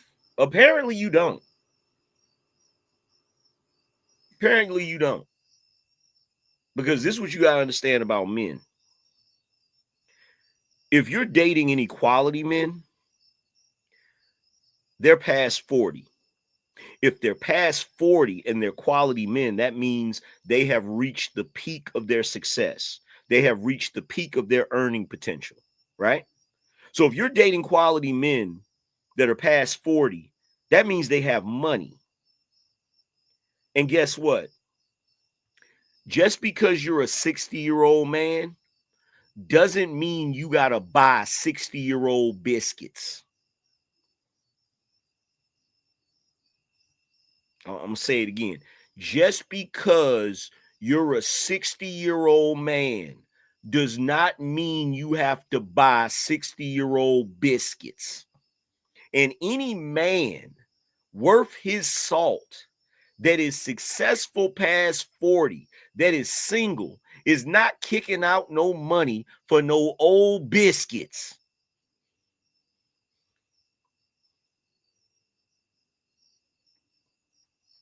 And if he does, you got to question the quality of that man. Period.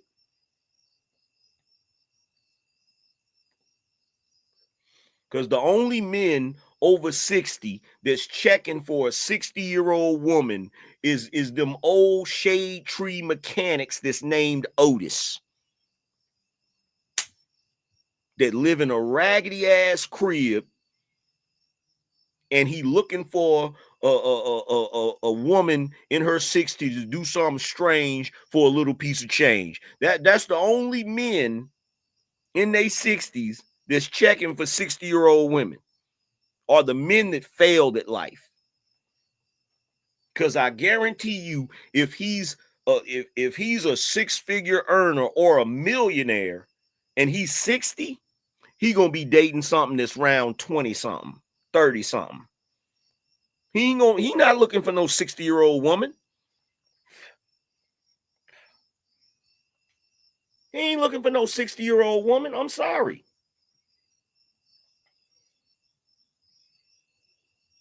A 60-year-old man with some damn money ain't checking for no 60-year-old woman the same way a 20-some-year-old girl that's sexy ain't checking for no broke dude. I'm sorry. That's just the facts of life.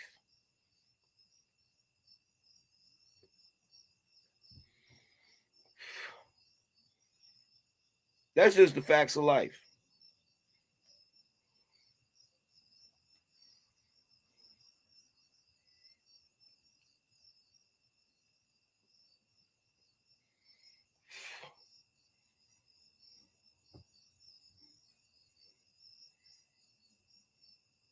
How many times I done broke down? How many times I done broke down for y'all that dudes ain't looking for no old biscuits? This is the way a man mind works, right? If I got with you when I was young and you had fresh buns, when we get older, I can accept the fact that your fresh buns have turned into old biscuits because I had them buns when they was fresh and they mine. You feel me? In other words, if you in the house and you got some 3-day-old biscuits, you ain't gonna mind taking that biscuit and putting it in the microwave and heating it up because you bought them biscuits when they was fresh. But you ain't about to walk out your damn house and go to the damn store and get some biscuits that's already old biscuits. Ain't nobody buying biscuits that's already old.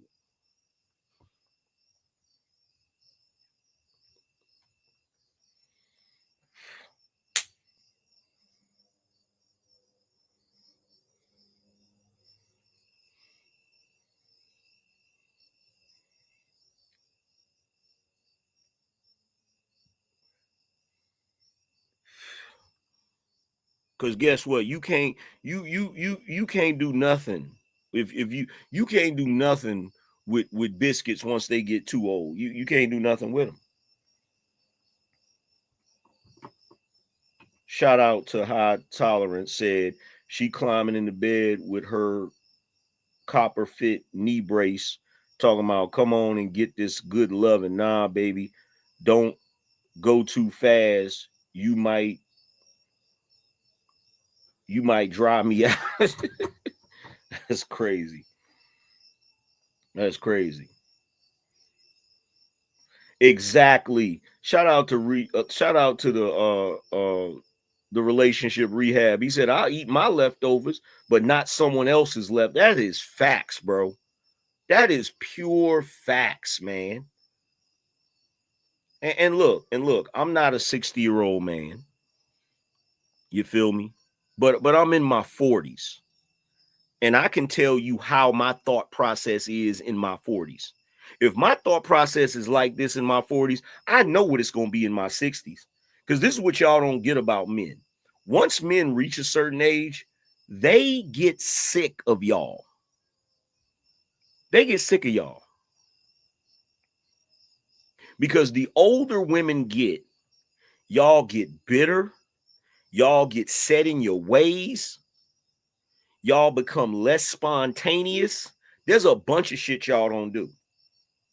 The whole reason why an older man, if he's in the dating world and he can afford it, will date a younger woman is because she hasn't reached that state in her mind yet where she's bitter, no fun, dull, and like when y'all get older, y'all do goofy shit.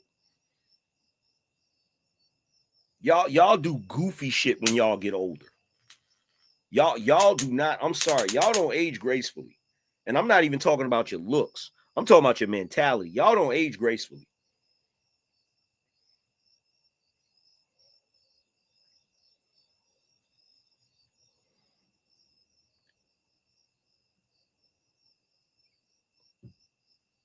Y'all get older and y'all start having goofy ass rules and shit. Goofy ass rules and shit. Like, you know, old dude is 60, go on a date with a woman that's 60, and they go back to her crib and shit. And they get ready to, they get ready to do. They get ready to have sex or whatever. She like, hold on for a second. Let's get them towels and lay the towels down on the bed because I ain't gonna mess up my sheets. What? What? What? What'd you just say?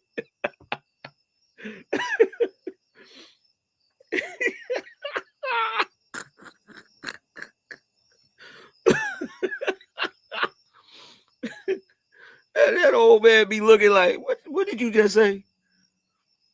And here's the other thing. Men that reach that age, you can't talk to them the way you talk to men when they was younger. You can't do none of that shit. You can't do none of that shit. You'd be like, man, you don't shut your old ass up. Men, once they reach that age, they have no filter. No filter. Shout out to JRA said they better ask Bill Belichick. He got him a young tenderoni. Yeah. Said, wow, you must know some nasty women. See what I mean? You see what I mean? You see what I mean? That right there. Now watch this. Kathy, are you saying you're not a nasty woman? Are you saying you're not a nasty woman? Yes or no?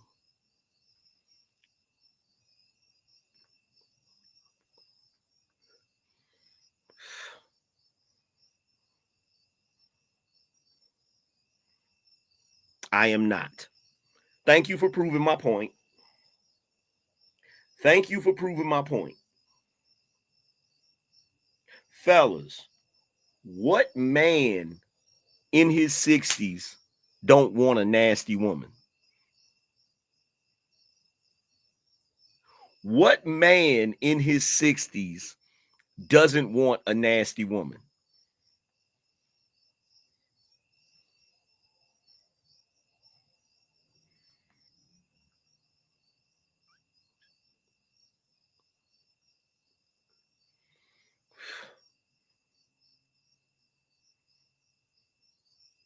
You said there ain't one. Exactly. There ain't one. There ain't one. Because this is what you don't get. This is what you don't realize. All men are nasty. The only reason you don't know that is because when men are younger, we have a filter. We try to behave like gentlemen, and we try not to show the nasty side until you get nasty. But when men get older, they lose their filter. They lose their filter.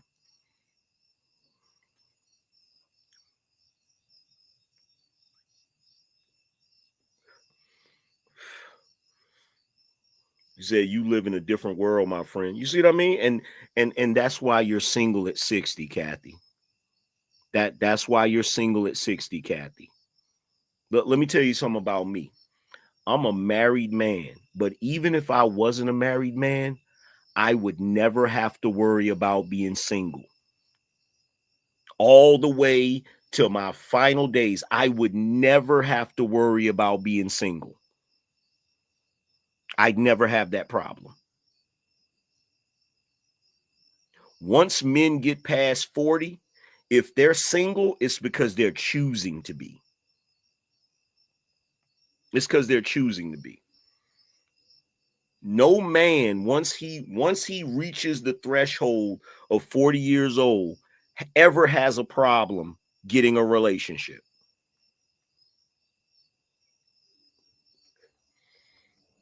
You the one that live in a different world. You live in an imaginary world. I'm gonna give you a prime example. Kathy H. Where on your last date, where did the man take you? Where did he take you on your last date? And how old was that man? I'm single because I choose to be single. I have been proposed to more than once. Oh, there we go. Of course you have. Of course you have. What was the last date?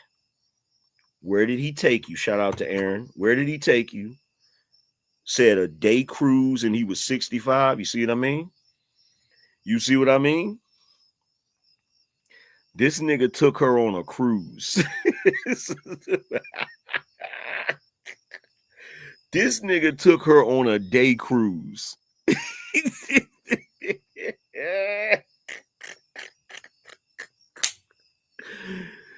This nigga took her on a day cruise.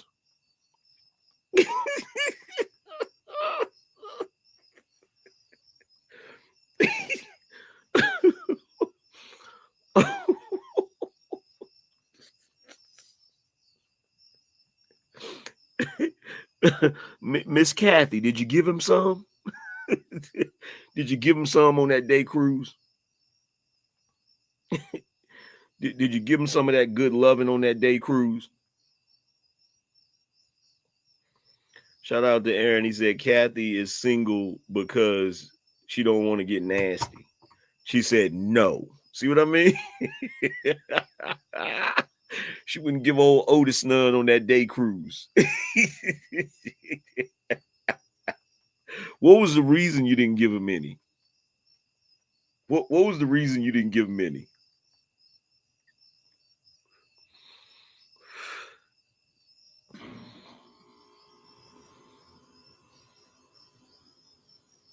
What was the reason you didn't give him any? Said, why should I? Why should you? Why should you?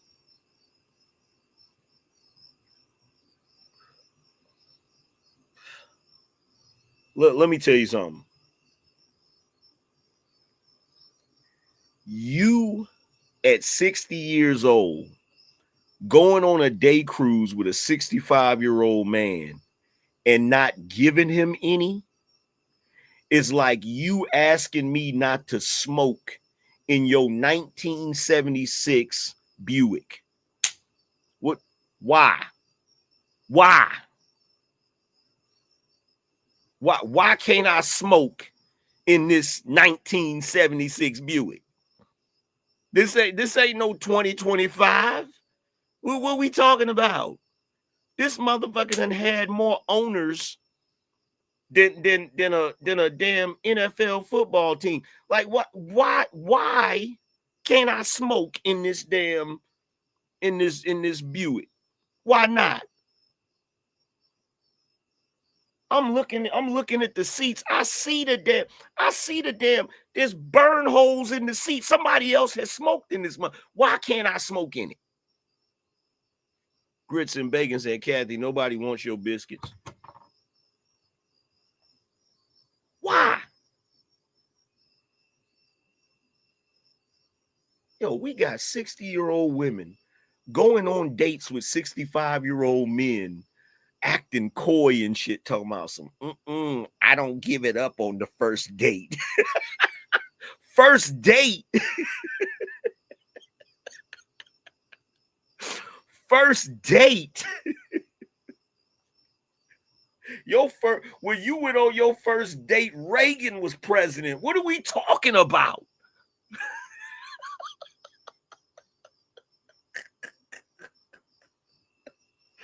I don't give up the goodies on the first date. Heifer, we a long way from your first date. What the hell are you talking about?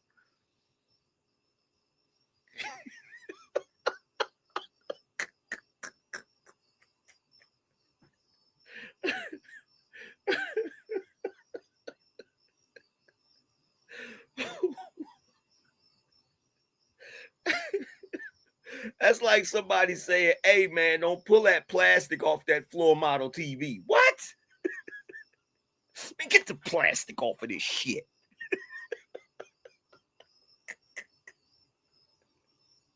Why you even got a floor model TV that still got plastic on it? The hell is wrong with you? Oh, my God. Sweet Jesus.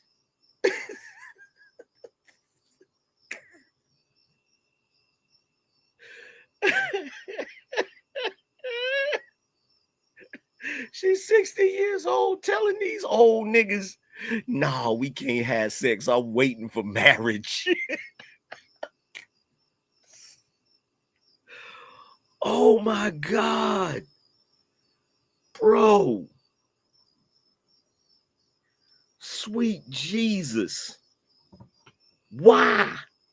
Why, baby Jesus? Said, why does your grandmother have self-respect but nobody else can?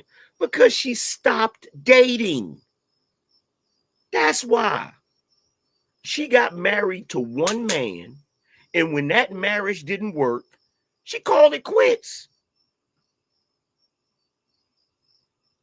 How do you not respect that? How do you not respect that?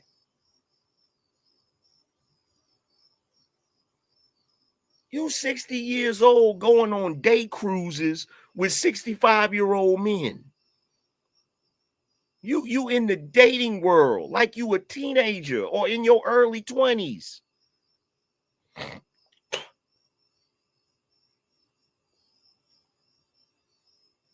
What are we talking about? If you would have told me, yeah, I just went on a day cruise with my friend. If you would have said that, I'd have been like, cool. But no, you said you're dating.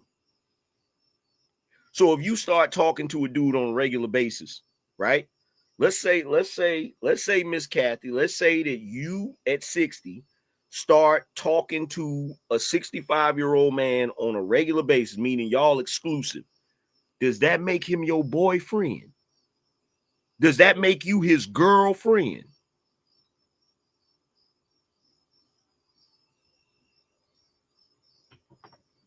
Lasher said, I'm dead. Laughed my ass off. My kid in the hospital. I needed this AM. That's funny. Old 304's out here bad. Like, seriously, does that make him your boyfriend? That's what I want to know. That's what I want to know. Shout out. Appreciate y'all for helping us reach the goal. Shout out to High Tolerance. He said, I dated a 53-year-old youngin' that was always worried about her 31-year-old niece. I'm not gonna let her outdo me. Wow. That's crazy. That's crazy. Kathy A said, dating doesn't mean jumping into bed with every guy you date. Why not just share time? Look, I agree with that. I agree with that. You shouldn't be jumping into bed with every guy that you date. However, at 60, you shouldn't be dating a bunch of guys. I'm sorry. We're never going to get around that part. At 60, you shouldn't be dating a bunch of guys. Excuse me, I can't even say guys because those are not even guys. Those are old men. At 60, you shouldn't be dating old men. Old women and old men shouldn't be dating. I'm sorry. I'm sorry. I'm sorry. I'm sorry. That's just my opinion. You feel me? And I'm entitled to my opinion. I know it ain't going to stop you. I know you still going to go on your dates or whatever. It is what it is. I'm just telling you my opinion.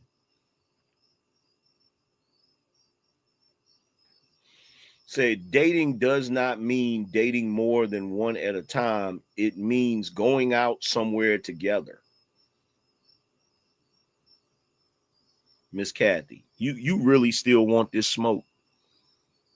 You really still want this smoke. You really still want this smoke.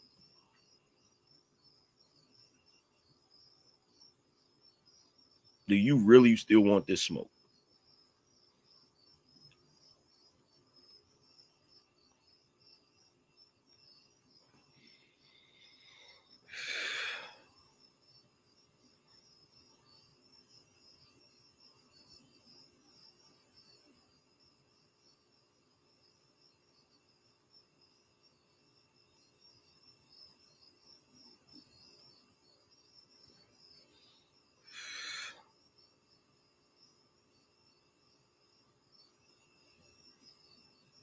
Yeah, she don't get it. Let's see. TT and T Enterprise said, I'm very married, 25 years, but dating is fine at 60. People deserve. See what I mean? This is another woman. You a woman, right? This is another woman. Shout out to Night. She said, have fun, OG. This is another woman. I don't expect not a single, let me tell you something. Every woman that comes in here, I expect you to say dating at 60 is fine. You know why I expect you to say that? I expect every modern woman to come in here and say dating at 60 is fine because you don't have no plans of having a successful marriage. That's the only reason why you'll even consider the possibility is because you don't plan on having a successful marriage.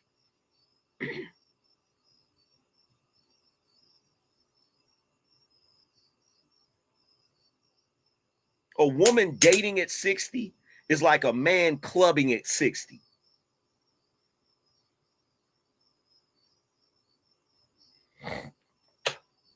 Yeah, I knew you was a woman. I knew you was a woman, TT&T Enterprise. I knew you was a woman. Because it's only a woman that's going to say some goofy shit like dating at 60 is cool. It's only a woman that's going to say that goofy shit. Shout out to the New Culture Empire said she's still missing the point. Back then, when one spouse died, the other never dated or remarried. Yep.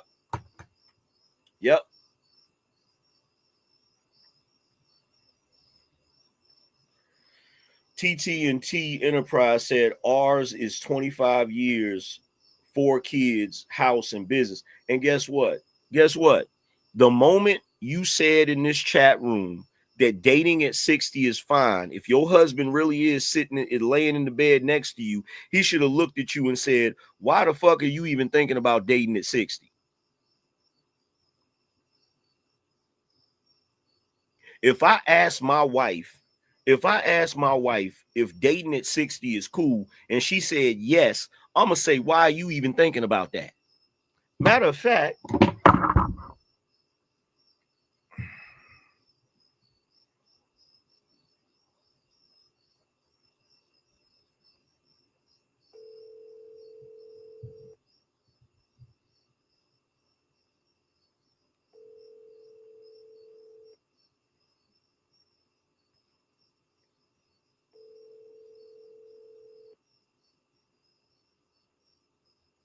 Your call has been forwarded to.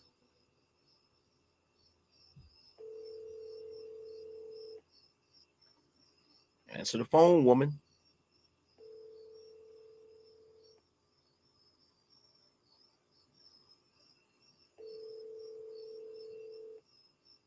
Shout out to New Culture. Your call has been.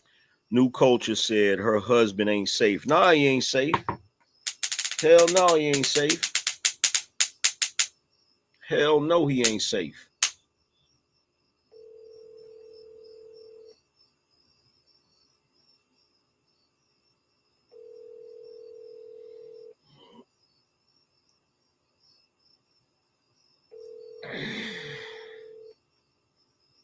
The hell is she Your sleep? call has been forwarded. Is she sleep? She must be sleep. I wish my wife would say dating at 60 is cool. I'm gonna be like, why the hell you even thinking about that? Why is that even on your mind? Why is that even on your mind? And to TT&T Enterprise, I need you to make sure when your husband wake up, tell him he need to start watching my channel. Because I'm gonna tell on you. Tell him he need to start watching my channel. Tell him Angryman said. Tell him Angryman said. Start watching his channel.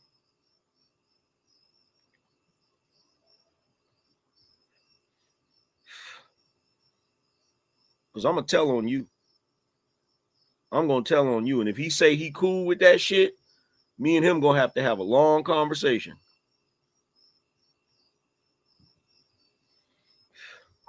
Hot Tolerance said men are most likely to desire companionship in their latter years. Miss Kathy's problem is she's pulling up to the Bentley dealer when she needs to be at special finance or the buy here, pay here lot.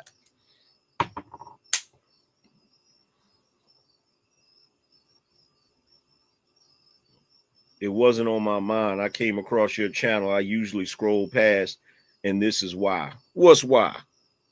What's why? See, here we go, y'all. Y'all ready? Are y'all ready? Now I'm gonna read what she said again. I want you to listen to what she's saying. It wasn't on my mind. I came across your channel. I usually scroll past, and this is why. Y'all hear the judgment? Y'all hear the judgment in that statement? Y'all hear the judgment in that statement? Have you ever noticed that when women today talk to men, specifically when black women talk to black men, they always talk to us with an air of authority? Have you ever noticed that? There's always this air of authority in the shit they say, like they're alluding to the fact that there's something wrong with what you're doing. So you need to tighten up.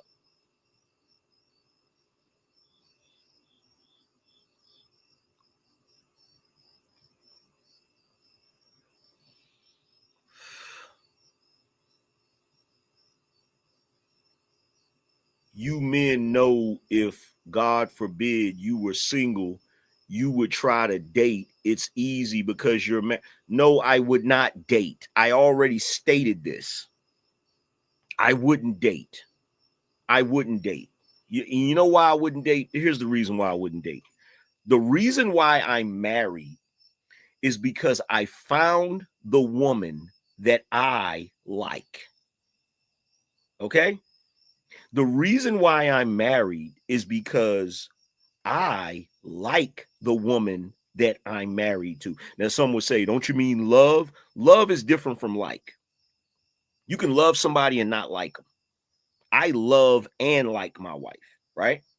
Now, if God forbid me and her were no longer together, I wouldn't date, because most of y'all I don't like. You understand? Most of y'all I don't like. And at the end of the day, I don't have to date y'all to smash y'all. So no, I would not date. I wouldn't. The reason why you women, when you become single in your older years, you still want to date is because you need us for more than just Johnson. Once we get older, we don't need you for anything but smashing. We already got kids. We done already had companionship. So no, for us men, once we get older, we don't have to date y'all. We don't have to date y'all. We don't have to date y'all.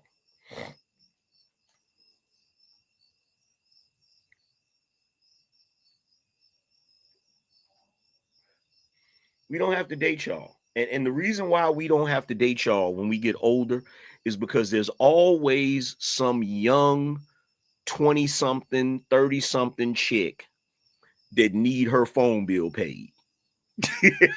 There's always some young 20-something chick that needs some money to get her kids some school clothes. Mm-hmm.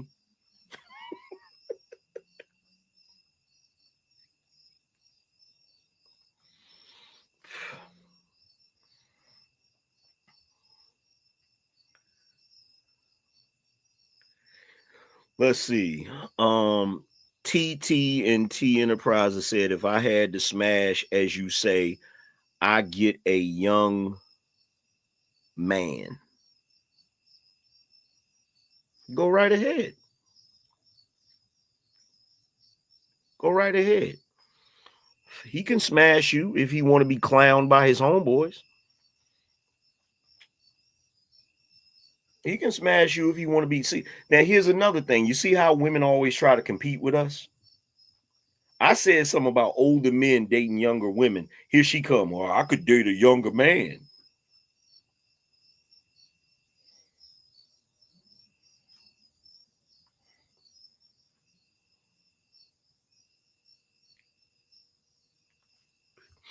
She said, I have 2 daughters. I can assure you these women require a lot more than a phone bill. First of all, TT and T Enterprise, let me tell you something. The things that your daughters have done for money, for whatever, you have absolutely no idea about. So don't come in here playing yourself. So don't come in here playing yourself. You don't want to have that conversation. You don't want to have that conversation. So cut it out. Because if you knew the type of shit your daughters did, it'd probably make you throw up. So don't come in here with that conversation. Don't come in here bringing up your daughters. Keep your daughters out of the conversation because you have absolutely no idea what they into. You have absolutely no idea what they got going on. But if you want to come in here and say that there's never been no young girl that gave up them goodies to get her phone bill paid, you full of shit.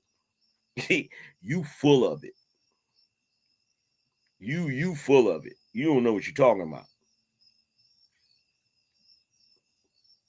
You need to remember what day and age we in. you need to remember what day and age we in, because it ain't like the young girls out here is requiring marriage.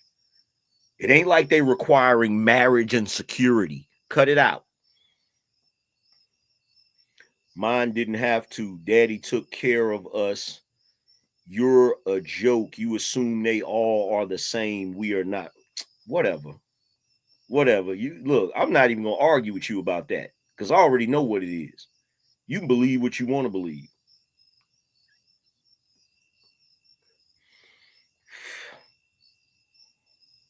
You can believe what you want to believe.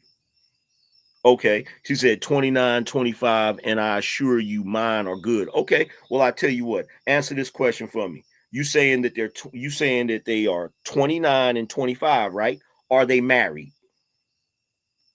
Are they married like you? That's my question. Are they married like you?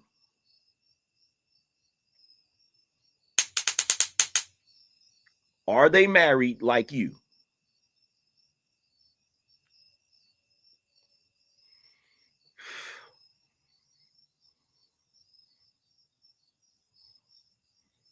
Are they married like you?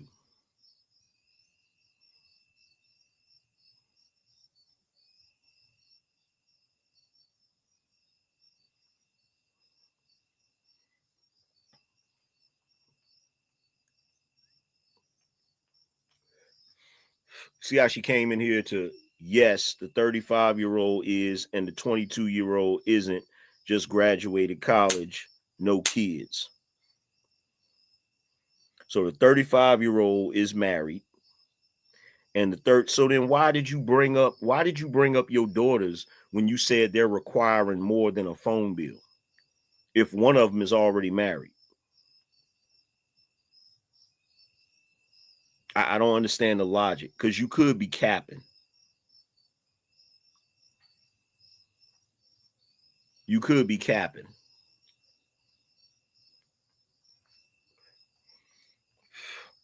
The one that's 35, how many years she been married?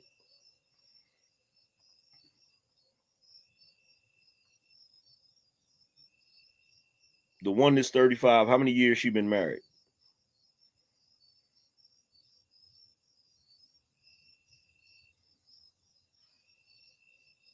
You said, why is she taking this so personal? Because she got to defend Miss Kathy. She trying to get the heat off Miss Kathy. That's what that is. Yes, because you are typecasting younger women in general. And I can do that. I can do that. I can generalize. I can stereotype. I can do all of that shit. Here's my question. Who the fuck are you? And who the fuck are women in general that I can't speak on them? Answer that question for me. Answer that question for me. When did God come out the sky and bestow some sort of honor on women that I can't speak on women? Answer that question for me. Shout out to the New Culture, said AM, you know they will lie just to be right. I know, but I love to hear the answers. I love to hear the answers because it's funny to me. They think we can't put together when they lying.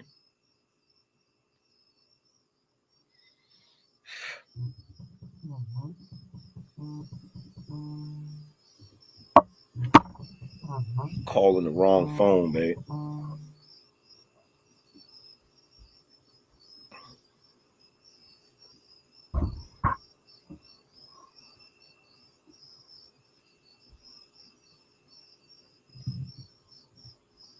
Hello? Uh-huh. You calling the wrong phone. Uh-huh. Hold on one second. Everybody, press 1 if y'all can see me. Because when you call it, it kind of interrupts the stream and shit.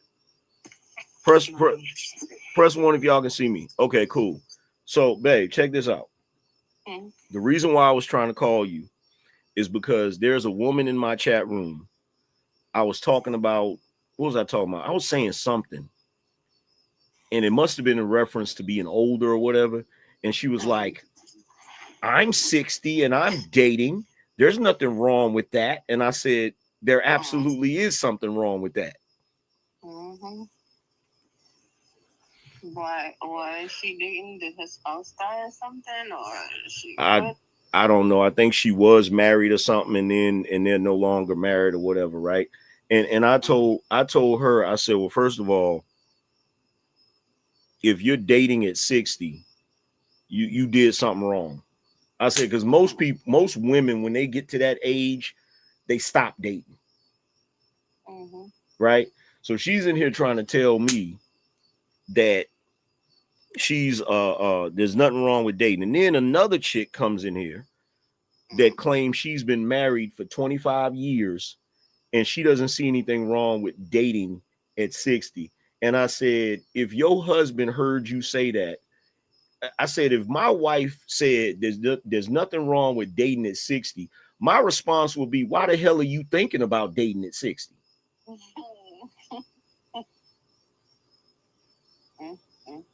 Why are you thinking about dating at 60? Better yet, let me ask you this question, right? When we were growing up, Did women in their 60s date, go to the club, do all of this shit that we see women doing nowadays? No. And if they did, they were broads and like kind of like outcasts, they were the loose ones, you know. Yeah. But it wasn't common. That's not something. That's not something you do. That's not something you do. You 60 some years old, you out here dating and shit. Like, what are you lacking? Who were they dating at 60? She claims she went on a day cruise with a 65-year-old man. Mm. Mm. A 65-year-old man. That's a lie. He wasn't looking for her. He said that's a lie. That's a lie. Last time I checked, and I could be wrong, but what I notice about women in their 60s and shit, they have difficulty dating because men that are in their 60s, if they worth anything, if they got any damn money, they trying to date younger women. Mm-hmm. That's why I said that's a lie.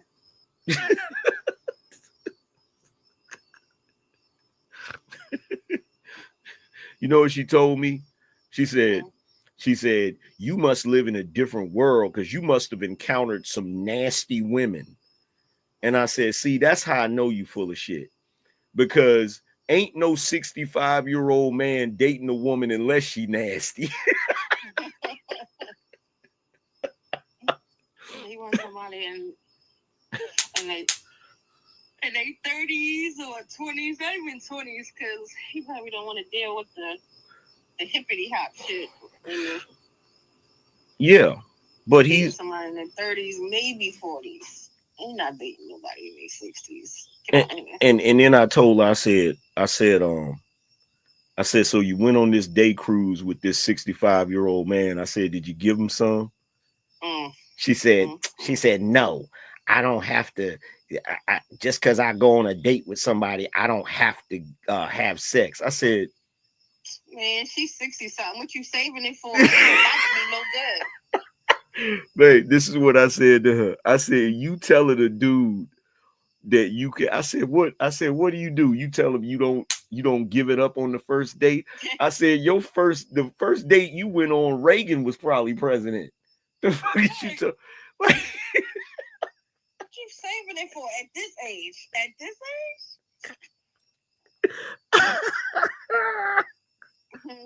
You can't even get into the way at this age. Get out of here. I'm going back to sleep. I'm not dealing with y'all and that shenanigans. Yo, I told her, I said, yo, she's like, what's wrong with that? I said, you telling a dude at 60 that you not giving it up? I said, that's like you asking me not to smoke in your 1976 Buick. It's like, why? Like, what are you holding on to this for? You really gotta wind it up. Get out of here. Singing that song from the West. Slide some oil. Get out of here. What are you saving it for? It's 60 something. Yeah, listen. You can't get that shit away at 60 something. Oh my God. I told her, why does she think? Why I keep saying this and nobody keeps listening to me? Why would a man go outside and buy old biscuits? It don't make sense. It don't make sense.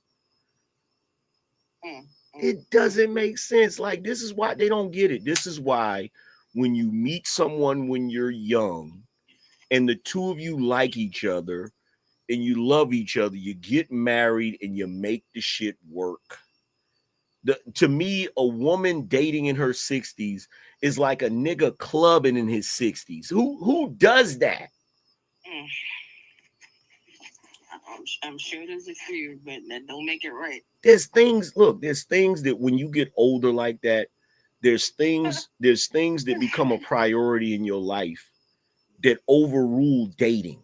Like if you're 60, let's say you're 60 and you was married and the person you was married to passed away and now you're a widow or a widower, right? Mm-hmm. I'm pretty sure you got some grandkids to spend time with. Mm-hmm. I'm pretty sure you can go to a book club or go play bingo or some shit like that. Why dating? Mm. Could you imagine sitting at the damn dinner table and then the waiter come up and starts talking? You know how the waiter start talking to you and stuff.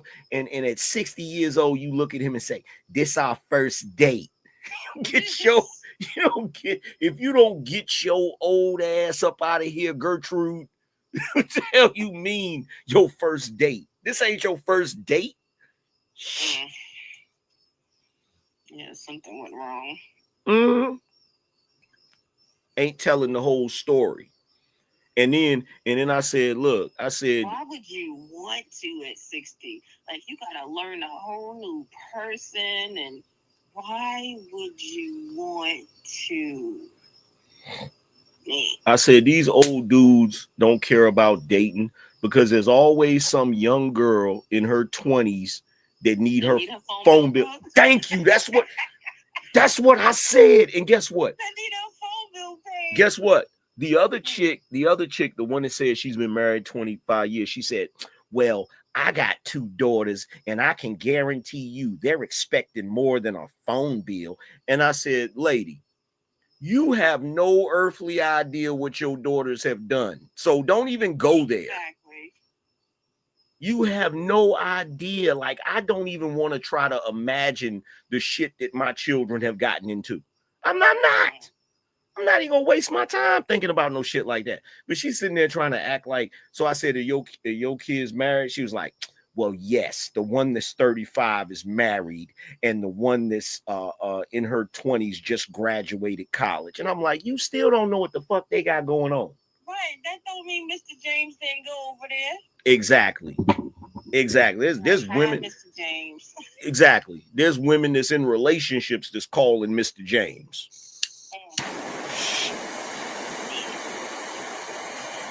There's young girls out here that they be in a tight spot and they trying to figure out how they can make it happen.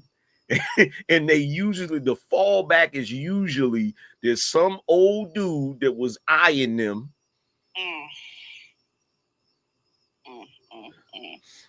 Next thing you know, they like, hey, Mr. James. The kids need school supplies, Mr. James.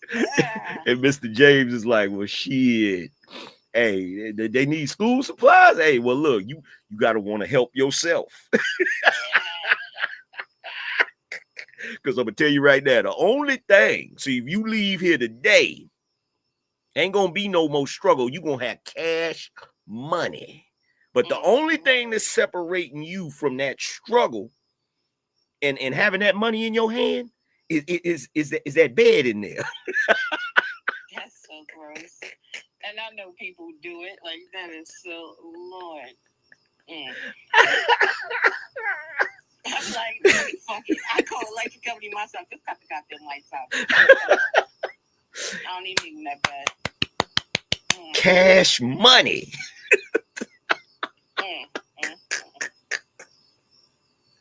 Why the hell is old Otis at 65 gonna take Miss Kathy out at 60 on a day trip to a cruise and he don't even get none when he could just buy some school shoes and get some young trim? Why?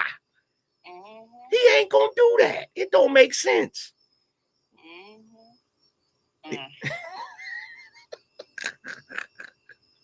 I'm going back to sleep. I should have known you was calling me for some shenanigans.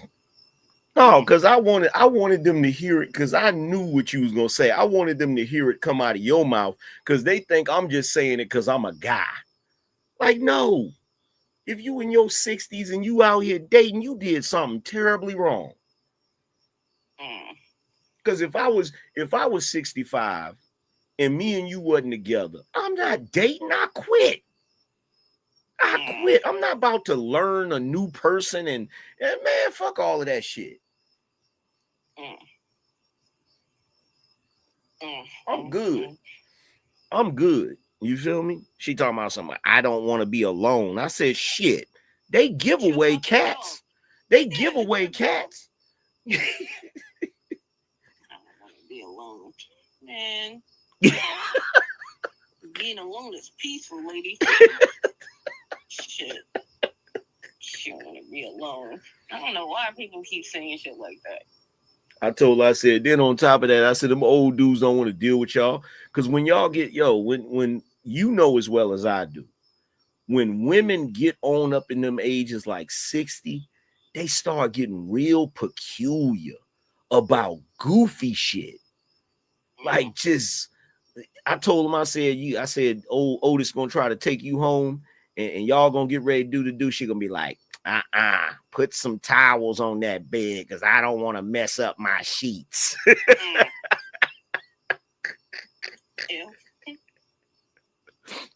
And my knee. Ain't that when teeth and stuff start coming out? Exactly. Lord. And by the way, while you're over there getting them towels, grab that Bengay because my knee been acting up. Oh my Lord. Shit.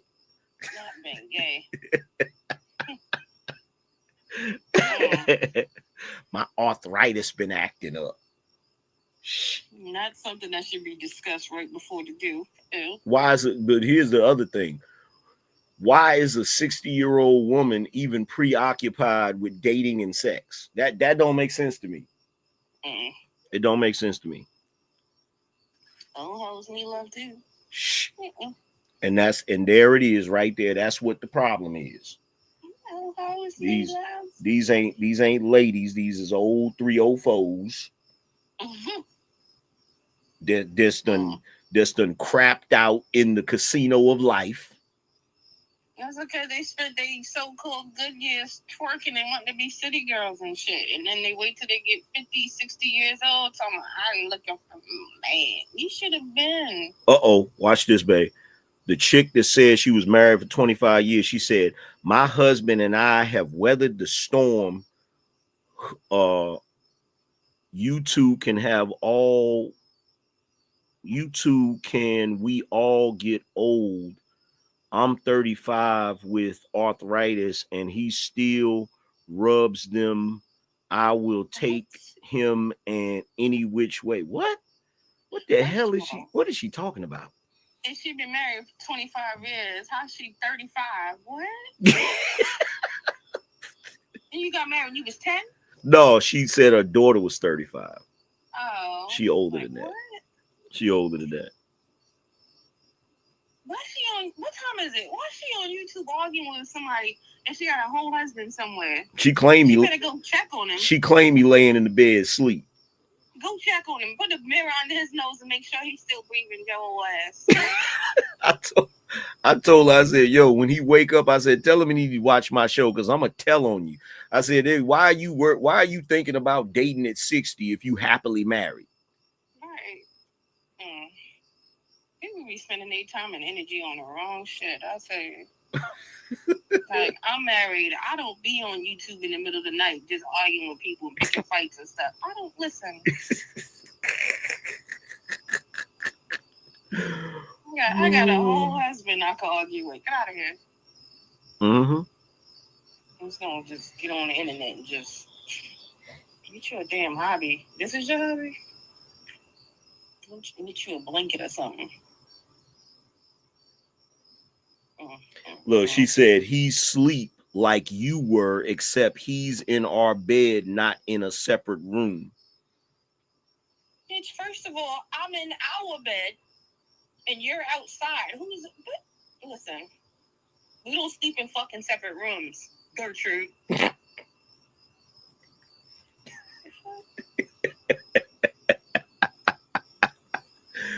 Ooh, we take your ass to sleep too. Shit. Stop arguing with random people, strangers in the middle of the night.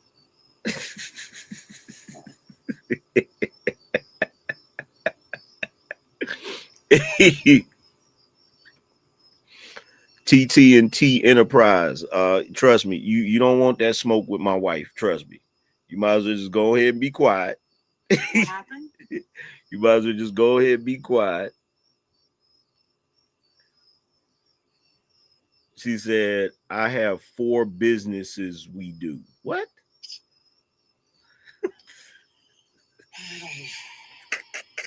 Let me guess, darling.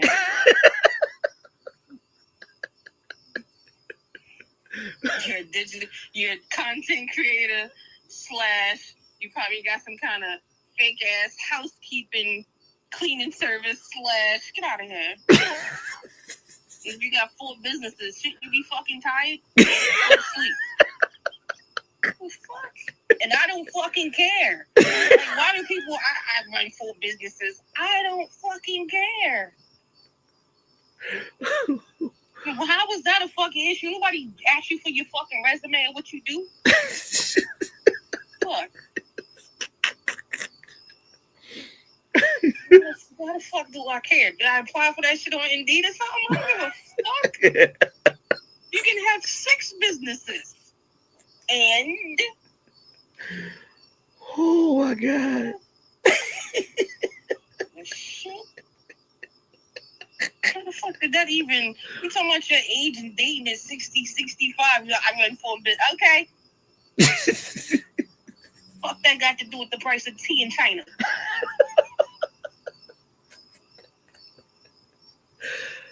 Oh my God. Oh my God. That is hilarious. That is just like them other broads. Talking about what they accomplished. Bitch, I don't know that. Line out your ass is what it sounds like. Yeah, I don't know nobody that run 4 businesses that's up 2 in the damn morning. Arguing with strangers about shit that, like, it don't matter. This conversation that she's trying to have with you, does it help her 4 businesses? Was her 4 businesses involved? I mean... See, here's, she said, no, we are Howard alumni. Oh, there we go. That's part of the reason. Related, and I don't have the house he's retired walk. What? I can't even read this shit. It sounds like she's from fucking Howard. Did he go there? Get the fuck out of here. Get the fuck out of here. I'm not impressed. I'm done. Get the You went to Howard, so did Puffy. Look where he is. And she write like she spell and write like she's in fucking elementary. Yeah, because I can't even. She need to get her damn money back. I can't even read that shit. Or maybe she's just upset and she's angry typing. This bitch. Like Kermit the Frog. Yeah, just that. Like, why are you trying to impress strangers? That's what I'm trying to figure out. Right. See, I can give a fuck about what strangers think about me, and I'm not throwing my resume out there trying to impress them and win them over. Who cares? Who cares? Here's the reality to you, Miss Lady, right? Say your man is angry, not mine.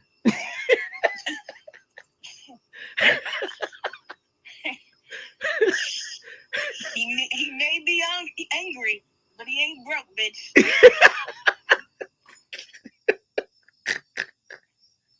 See, here's the thing, Miss Lady. There's a reason I'm up. There's a reason I'm on this live stream, because this is my business. Right. Okay, this is my business, right? So that like a fucking husband went to sleep to escape her ass. And the sleep to get the fuck away from this bitch here. And the reason why my wife is up, because my wife can go to sleep whenever the fuck she feel like it. I'm up now, bitch. I'm up now. I should have just left me alone. Oh my God.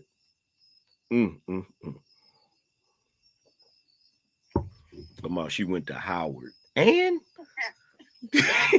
so the Papa Diddy Pop. Like you said that shit like somebody's supposed to be impressed. You went to a HB. Let me tell you something. The only people that are impressed with HBCUs is niggas. Ain't nobody else impressed. Nobody else is impressed. The funny thing is, you went to a HBCU. You and your husband went to a HBCU. Y'all got 4 businesses, and I bet y'all still make more money than both of you combined. Mm. And I ain't go to no HBCU. I didn't go to no HBCU.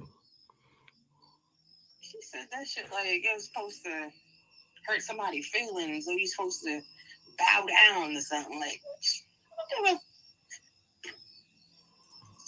you have me mistaken.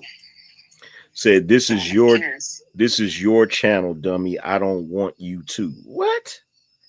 Who said anything about? Oh my lord. Oh my lord. You really are in your feelings. You deep in your fifis. I heard niggas from Howard think everything is about them. Yeah, she big mad. She big mad. Ooh. All right, babe. I'll let you go. All right. Let me tell you something. You don't want that smoke with my wife. My wife is a shit talker. You hear me? You think I talk shit. You think I talk shit. My wife is a shit talker. My wife is a shit talker. Like, she will go all the way in.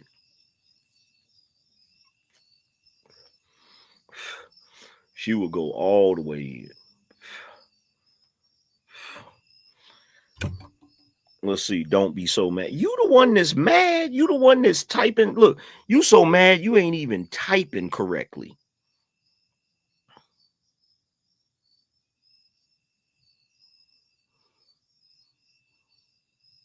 She's so mad she ain't even spelling shit right. I text her back and tell her it's life. You the one that's upset. You the one that's upset. You the one that's butthurt in your feelings. Grits and Bacon said TT looks like a big back with that close-up face pic.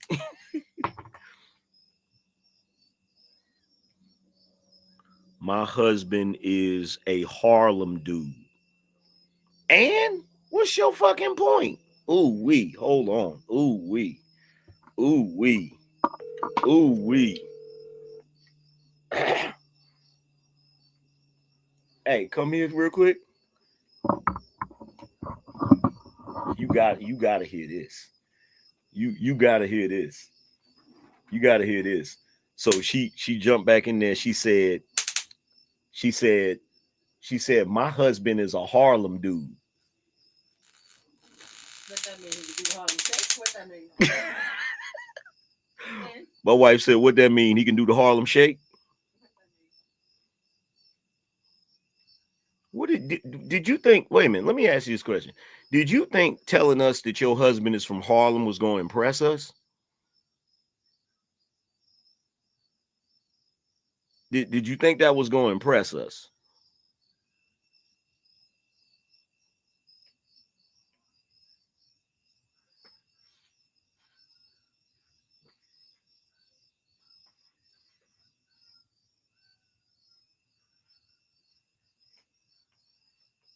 Did you? No, don't try to escape that. Did you think that was going to impress us?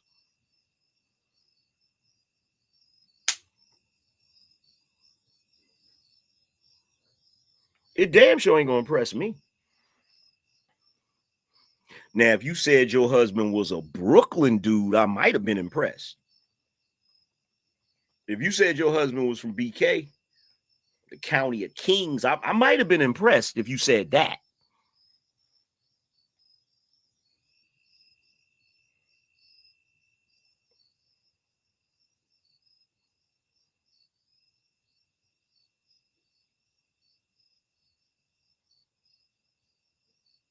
Like, I'm not impressed.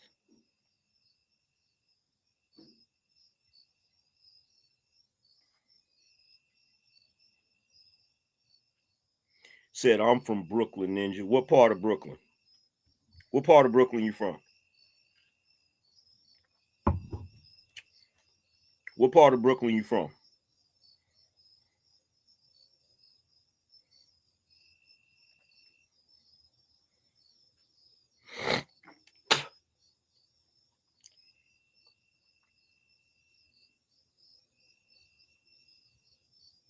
It doesn't matter where you're from, it's where you're at.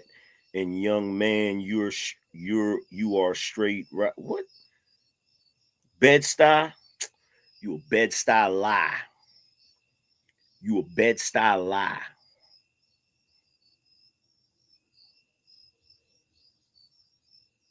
Raised in Hollis. Bay. Bay. Bay.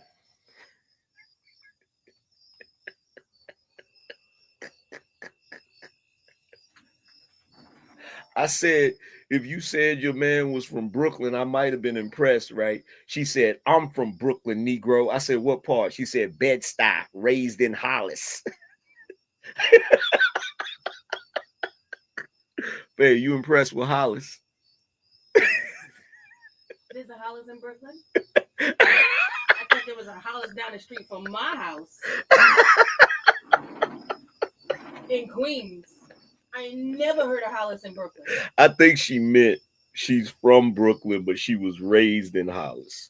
Who wasn't?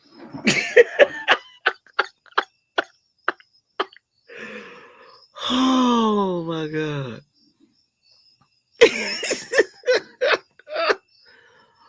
Oh.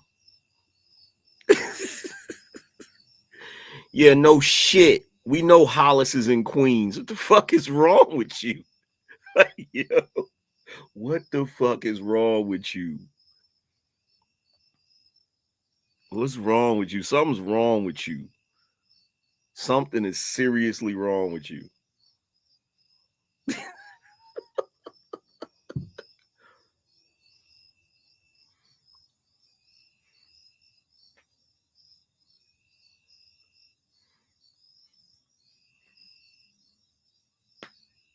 Like you really not impressing nobody by saying that.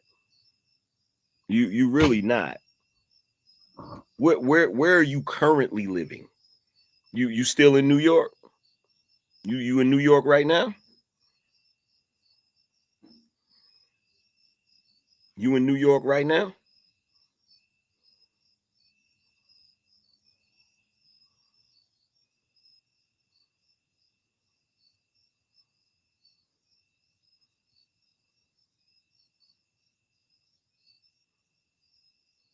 Tell your wife to listen to your show from the beginning. We all aren't dumb. Don't spin my words. Didn't come to impress. Hell no.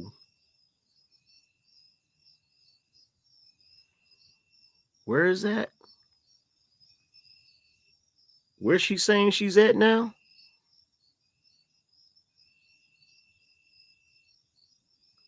I can't see that. What is that? Potomac. She's in the DMV. Oh, so you in Virginia. Oh, so now it's starting to make sense. So when you tell people where you currently live, that you from Bed-Stuy and that your husband is from Harlem, they get impressed by that, right?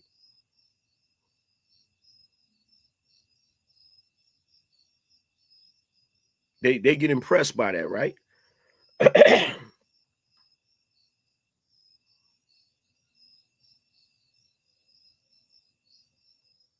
You talking to the wrong couple for that shit.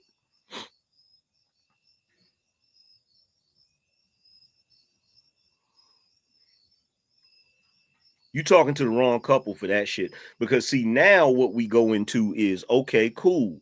You from New York, but who are you in New York?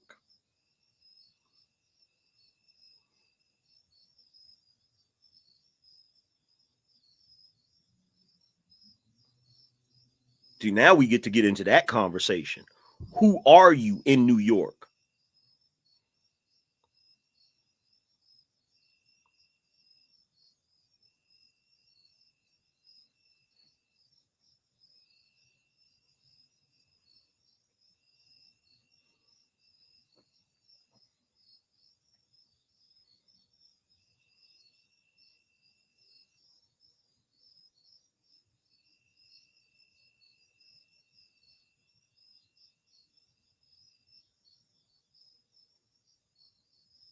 Because plenty of people are from Harlem. Plenty of people are from Bed-Stuy. Plenty of people were raised in Hollis, but who the fuck were you when you were there?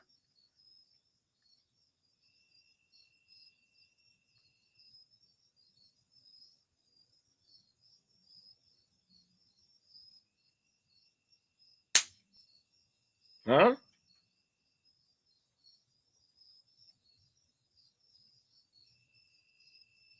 Who were you when you were there?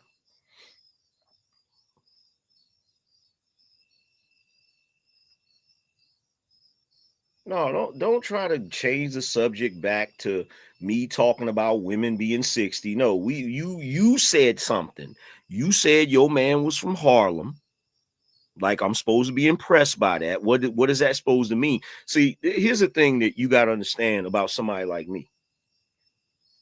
Somebody who has spent his life back and forth from New York to the South.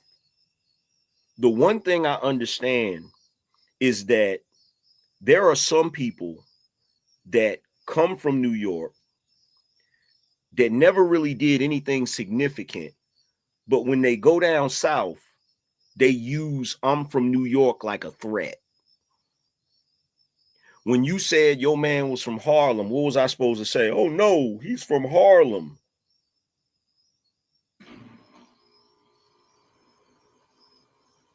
Let me ask you this question. Have you ever seen a Bed-Stuy nigga that was worried about a Harlem nigga? Since you claim you from Bed-Stuy.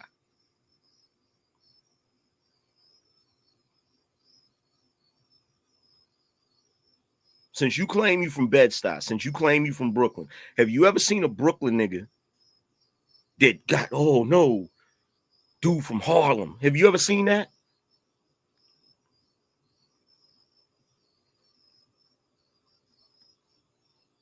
And then you said you was raised in Hollis. My wife was raised in South Side.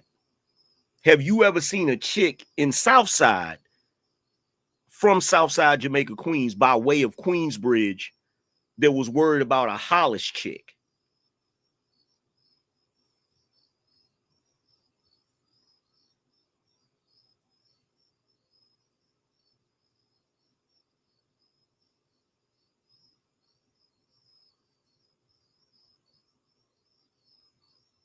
BINO Nation. Y'all correct me if I'm wrong, but did she or did she not step into that bullshit? Did she or did she not step into that bullshit?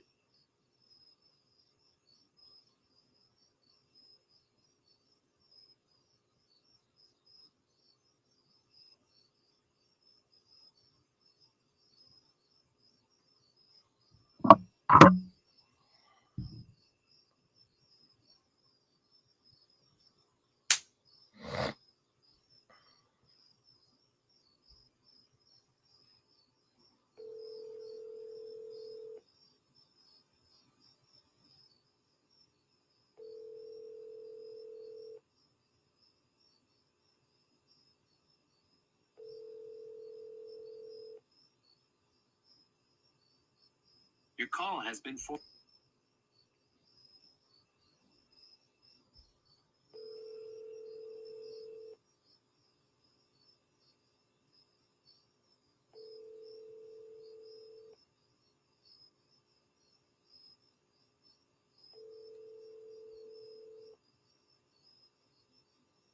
Your call.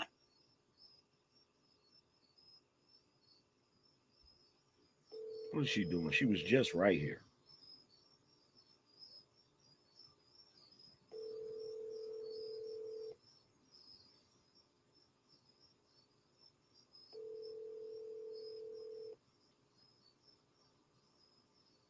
Your call has. Where is she at?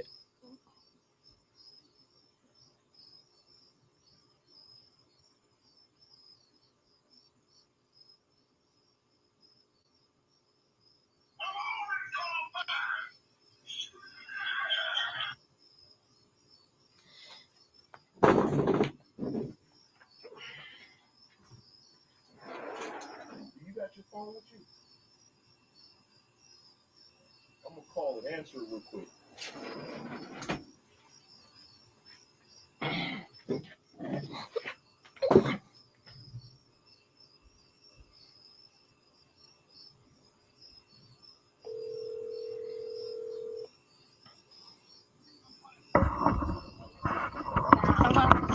Yo, check this out. I don't want to bother you with this bullshit, but you got to hear this.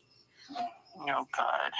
So I asked her, I said, okay, so first of all, I said, you talking to the wrong couple if you trying to use that to impress somebody.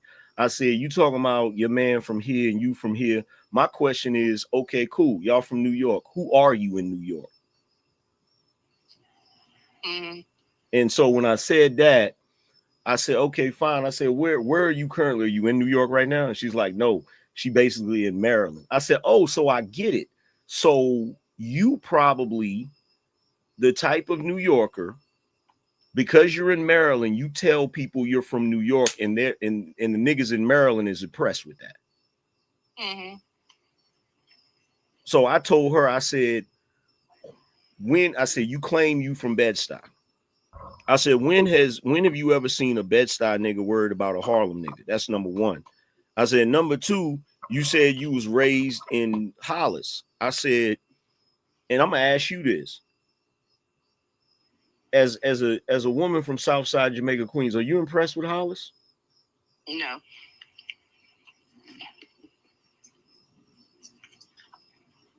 She said something about she a different breed.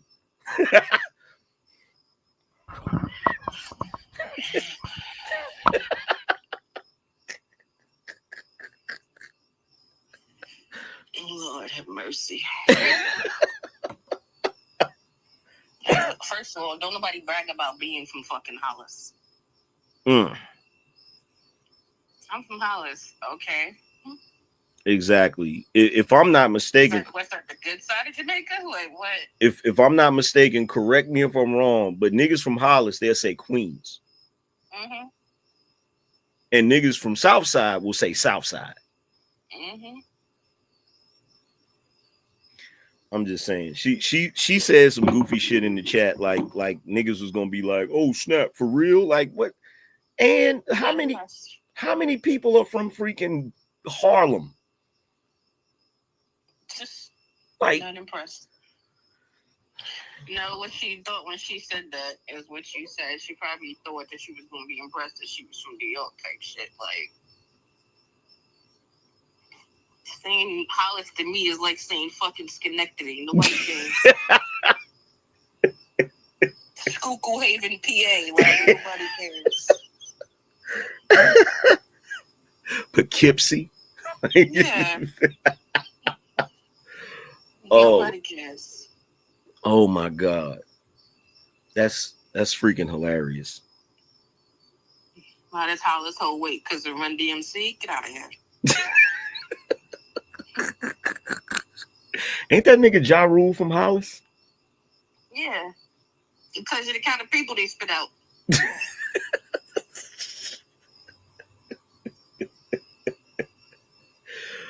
Oh my God.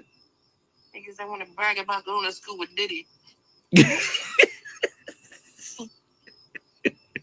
So far she brought up Howard. She brought up Harlem, and then she brought up freaking Hollis. I mean, businesses she got, a husband, and okay. Who asked you for your resume? We was talking about age and dating.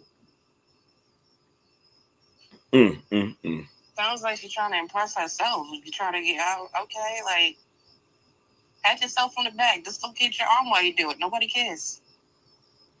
And she says Potomac, Maryland. Is that a place? Not Potomac, Maryland. Oh, you're from Potomac with a do that little bullshit ass. What is it? Real Housewives of Potomac? Potomac. Is that what that shit is? Yeah, nobody cares. Now nobody really cares because nobody watched that. I can't tell you anybody that's on that bullshit ass show.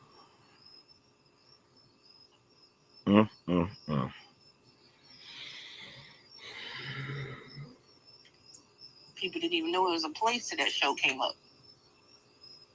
Yeah, that shit is crazy. That shit is nasty work. All right. I just want you to hear that goofy shit.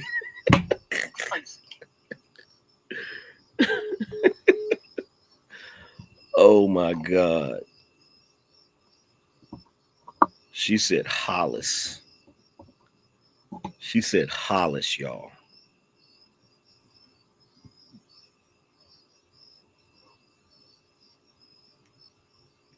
She said Hollis. I'm from Hollis.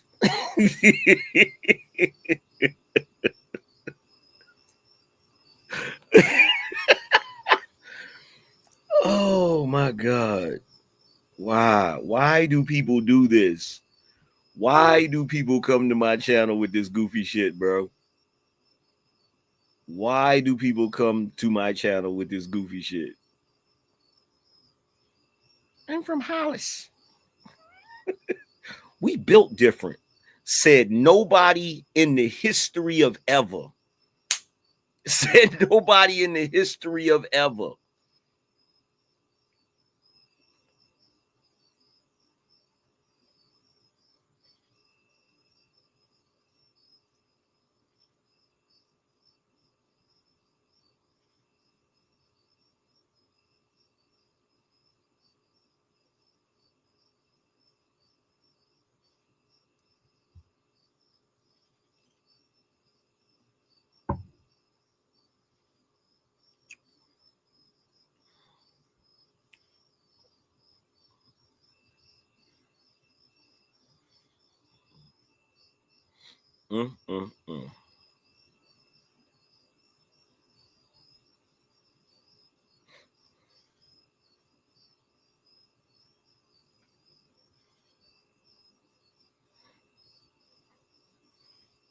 She's still in the chat, or did she bounce after she done got laughed up out of here?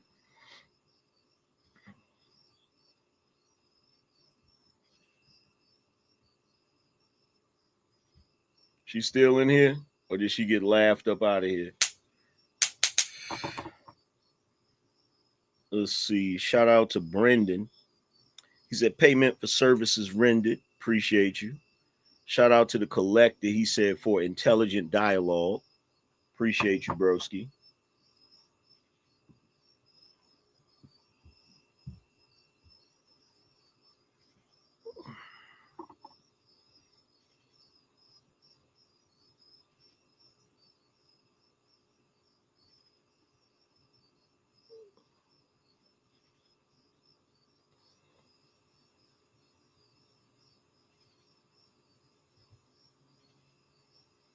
Shout out to OG Sigma. Appreciate you.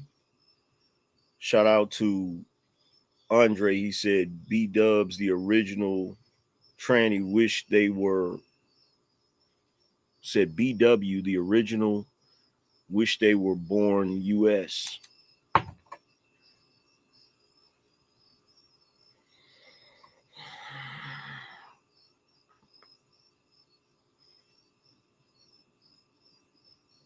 No, but that's what it was. Let me put y'all on the game. Y'all want me to put y'all on the game to the politics, to the, because I can put y'all on. Y'all want to know the politics of New York and New Yorkers outside of New York? I can put y'all on to this shit.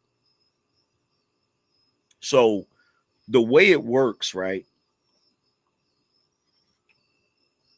Anywhere outside of New York, especially in the South, because in the South on the East Coast, you've always had this migration back and forth between New York and the South, right?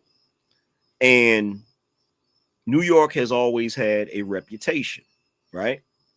So what happens is you'll have a person from New York. Go see one battle after another. You cut that. You'll have a person from New York that when they move down south, they'll try to use the fact that they from New York to intimidate people.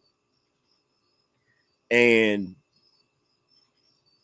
it only works for people that were born and raised in the South that ain't never lived in New York, ain't never experienced New York, ain't never did none of that. Because just because you from New York does not necessarily mean you like that. That's number one. Number two, just because you from New York doesn't mean you exemplify the reputation of New York. But someone like that, she'll move to Maryland and she'll tell people her husband's from Harlem, or she'll tell people she from Bed-Stuy, shit like that. And then in her mind, that's supposed to mean something after she said it. That don't mean shit. That don't mean shit. Okay? That don't mean nothing. And see, here's the funny thing about it. There have been times where niggas would be like, yeah, I'm from so-and-so or so-and-so, right? But see, this is the goofy shit. When you tell people you from Harlem, or you tell people you from Bed-Stuy, and then you get to talking that shit around people that's from those areas, or know people that's from those areas, niggas start asking questions and find out real quick that you full of shit. I'll give you a prime example. There was this dude that we knew, and he was around me and my sister's boyfriend, right? And so he was claiming he was from Yonkers, right? He's like, yo, I'm from Yonkers, right? And he had a particular nickname, right? And so niggas started asking questions about him, or basically about that name, right? And so, niggas got word back like, yeah, dude do his thing. You feel what I'm saying? He get busy, blah, blah, blah, all of that shit, right? And so we like, okay, word, that's what's up. So now niggas is like cool with the nigga because niggas pull his resume to see what he really about, right? And so my sister's boyfriend, who from Yonkers, he said, something don't sound right about that shit. He's like, yo, let me call a few people. So he calling a few people and shit. And come to find out, the nigga wasn't who he said he was. He had came to VA and he was telling everybody he was this person, but come to find out that wasn't even his nickname. It was his older brother's nickname. So he's in VA telling everybody he's so-and-so from Yonkers, and everybody's assuming that he's his older brother. And niggas is like, bro, why you capping? Why you down here like trying to tell niggas like, bruh? But niggas do goofy shit like that all the time. You feel what I'm saying? Niggas do goofy shit like that all the time. Because look, I'm gonna tell you something about New York. When you say you from somewhere, it don't take much. Niggas just start asking questions. Like, yo, you know this person? Word. What they on? You feel what I'm saying? So that shit is always funny to me. That shit is always funny to me. That's why she said, my husband from Harlem. Yeah, I know niggas from Harlem. I know niggas from Harlem. I know niggas from Southside. I know niggas from Brooklyn. I know niggas, shit, all over New York. So it's like, what was you saying that shit for? Who was you trying to impress? Who was you trying to impress? Like you got the right one for that bullshit, because that shit don't impress me. That shit don't impress me at all. Like, not even a little bit.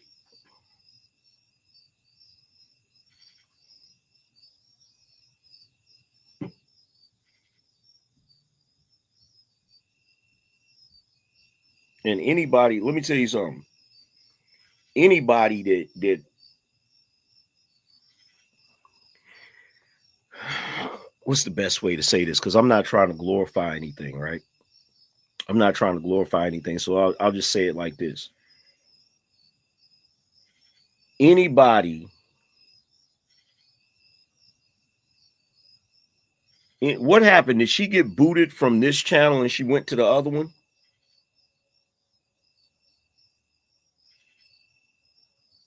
Is that what she did?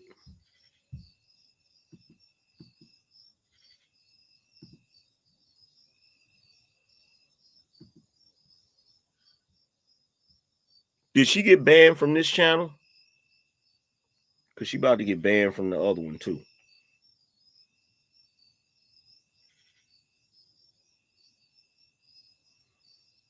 So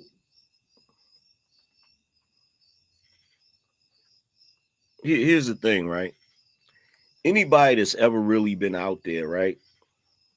Anybody that's ever been in the street, anybody that's ever been in the field, you know as well as I do, you cannot be ranking niggas based on where they from. That shit don't work. That shit does not work. You cannot be ranking niggas based on where they from. That is a myth. Okay. Thinking that a nigga from the south side of Chicago is gonna be like that ain't always true. Thinking that a nigga from Bed-Stuy, you feel what I'm saying, is like that. That's not always true. That's not always true. Like, I got family members that's from some of the roughest hoods you could think of, and they not hood. They not hood. I'm still trying to figure out why she said her man was from Harlem. I'm like, when niggas say shit like that to me, I take that a certain way. Like, my man from Harlem. What that's supposed to mean? You know what I'm saying? Like, bro, what is that supposed to mean? It's like, my man from Harlem. So's my next door neighbor. What's your fucking point?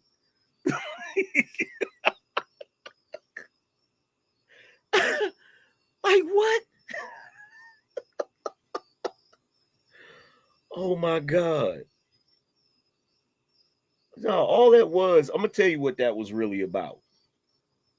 I was going in on older women. She is obviously an older woman, and she got offended by that shit. That's what that was. You feel me? I was going in on older women, and she's obviously an older woman, and she got in her fifi. She was triggered. Yeah, she was triggered. She was triggered by that shit.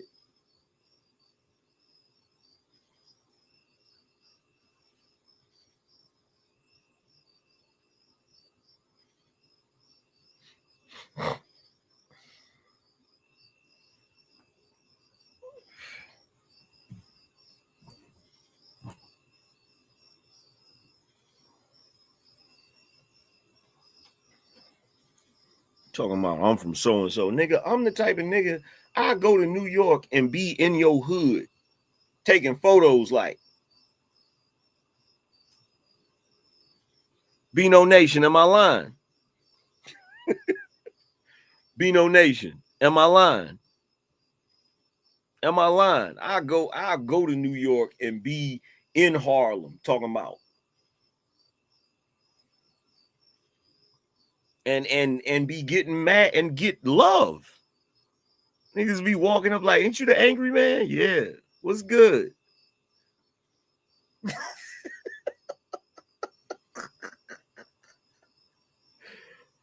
Oh my God. Nigga, be posted up. Hold on.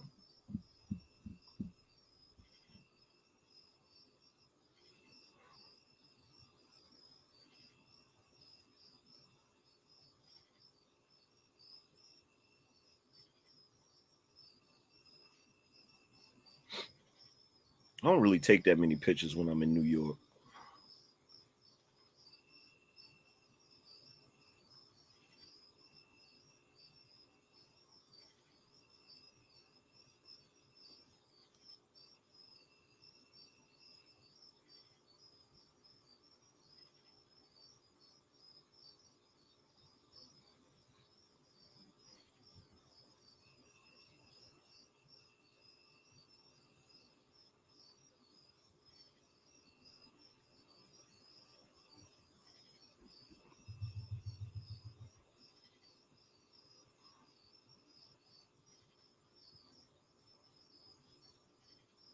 And look, let's be clear about something.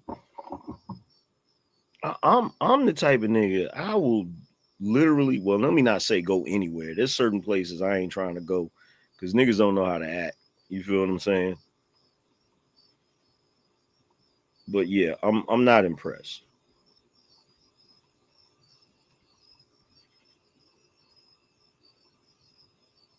I'm not impressed.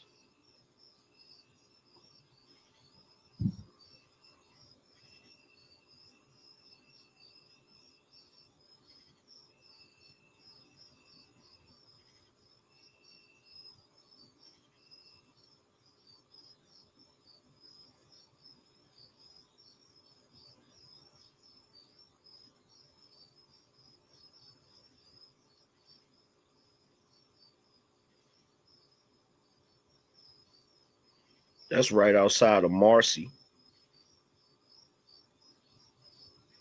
That's right outside of Marcy. Over there near forgot what that shit is. That's outside the Coliseum.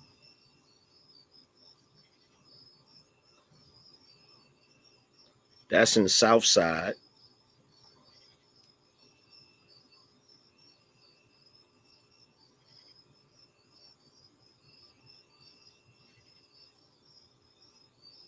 Linden.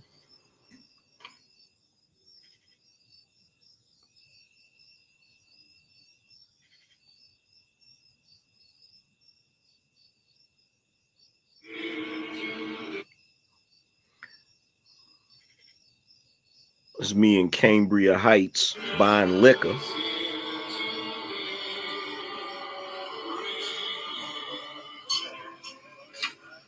In the corner store buying liquor.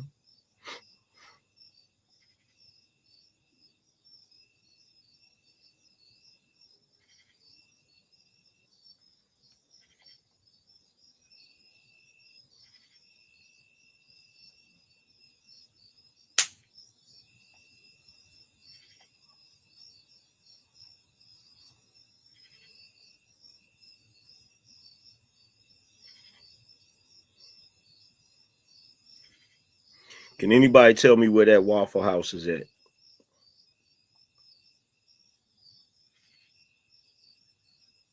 Can anybody tell me where that Waffle House is at? That particular Waffle House.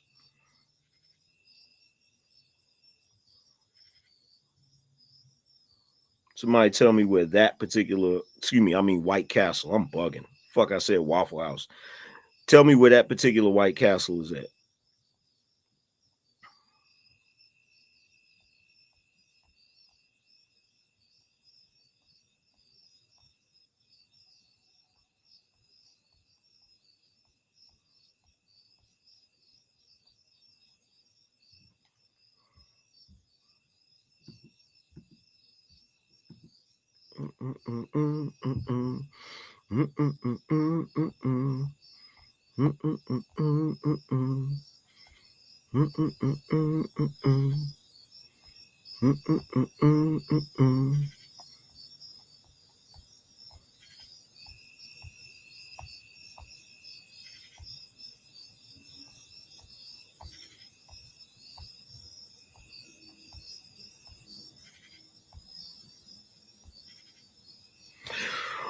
Oh, don't worry about Devil's Advocate. He mad because he came in here. He was looking for me to be talking about Kamala Harris. That's what that is. He upset. Man, I came over here thinking you was going to be talking about Kamala Harris. Why you ain't talking about Kamala Harris, nigga? Because I don't feel like talking about Kamala Harris. It's late night. It's late night. And y'all already know late night, all we doing is kicking it. Billy Goat Gruff said, let me see it again. Hold on 1 second.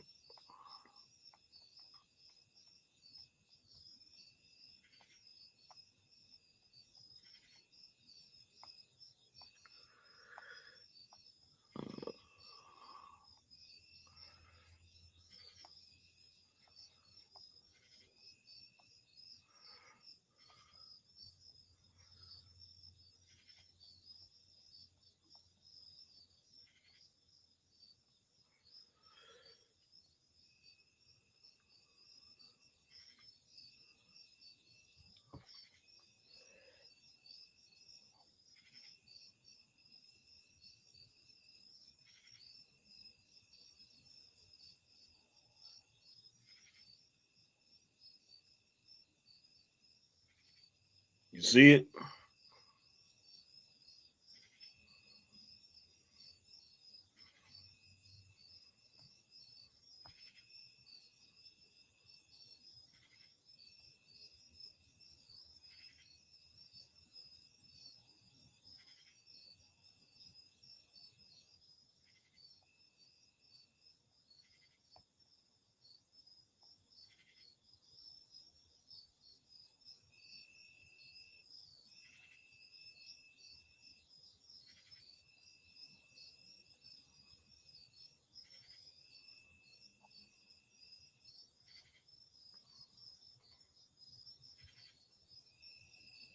So I'm going to guess Atlantic.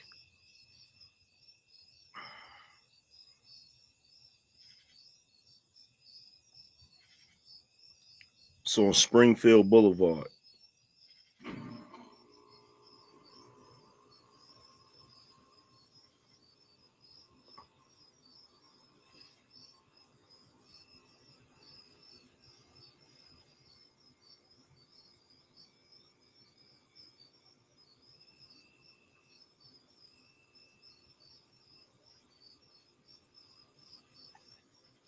Tim Dog said, is that on Springfield AM? Yeah.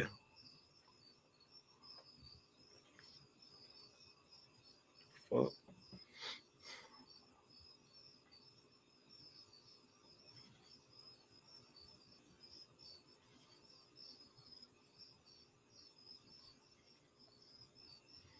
I know y'all know where that's at.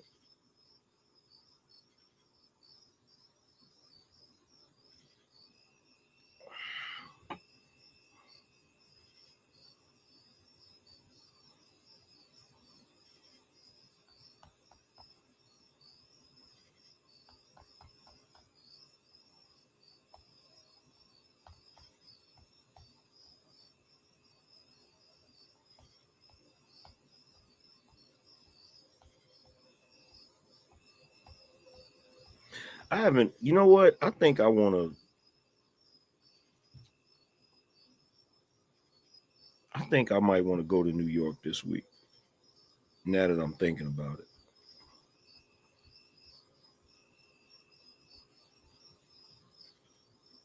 I think I might want to go this week.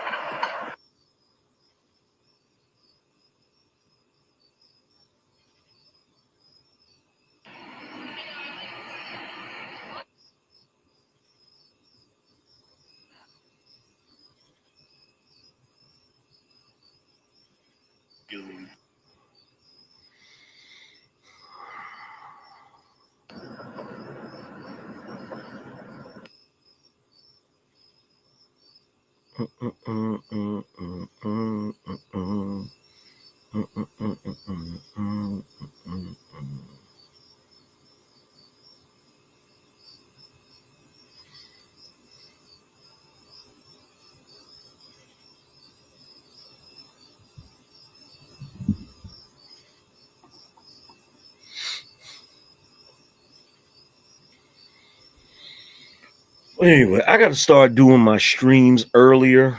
Y'all got to forgive me. My damn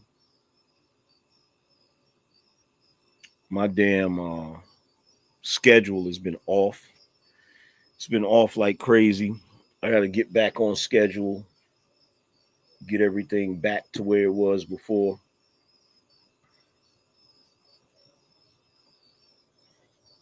Said if you take 95, man, I ain't taking 95. I'm getting on that plane. I'm getting on that plane, broski. if I go to New York, I'm getting on that plane, fam. I'm gonna get on that plane and so I can get in and get out.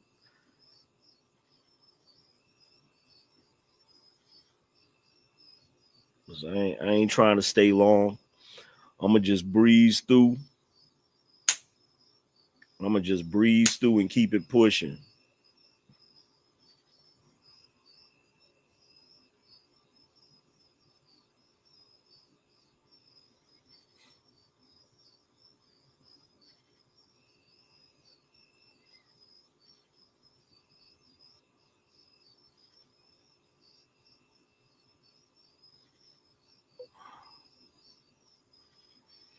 Probably go. I might go up there and hang out. You know what I'm saying? I might go up there and hang out in Times Square, some shit.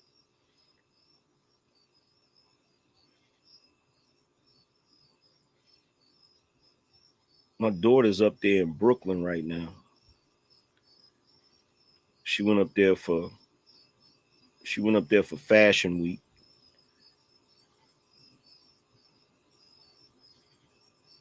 Let's see.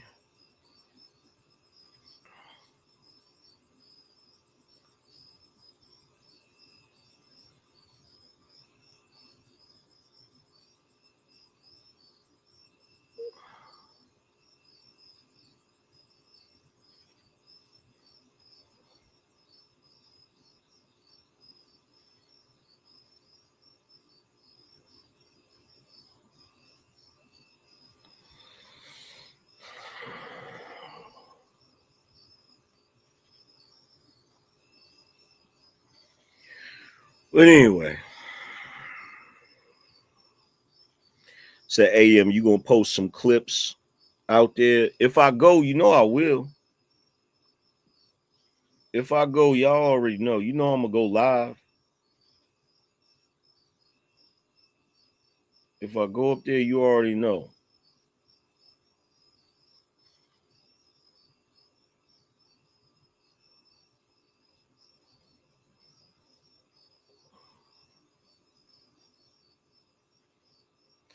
And the crazy thing is, I be recording footage, and I don't even be playing the footage.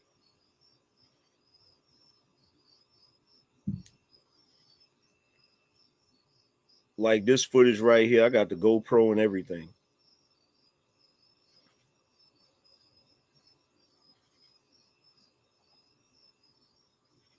I got the GoPro attached to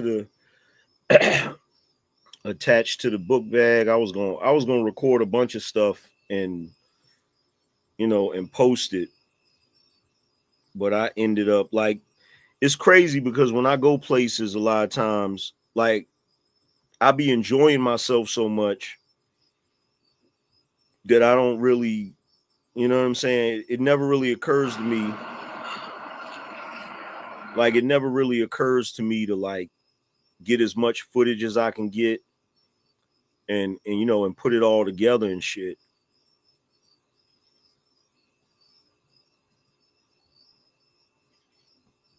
But yeah, I be recording shit and then I don't even use the shit.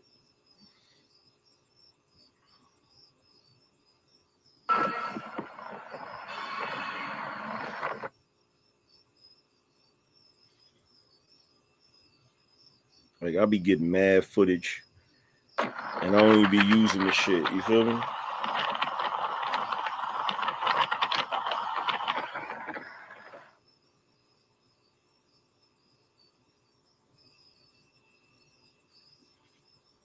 Like, I be getting all kinds of footage and I don't even be using the shit.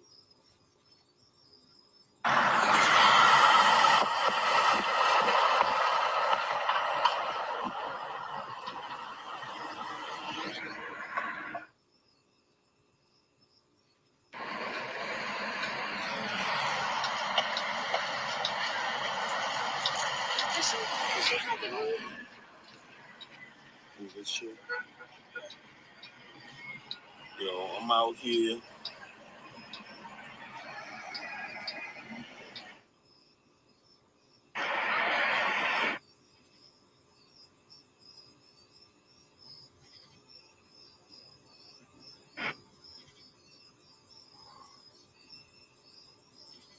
Yeah, I'll be getting all kinds of footage.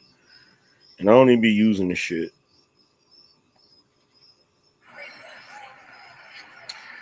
Yo, so I'm out here outside of the Book of Hope exhibit.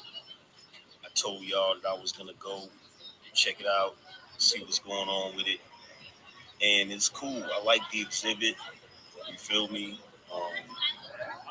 It's depth.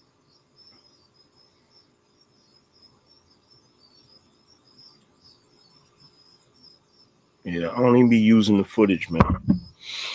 I don't even be using the footage. Like, I be recording shit because I be too busy. Like, when I go places, I be too busy enjoying myself to, I'll be too busy enjoying myself to be recording everything and all of that shit.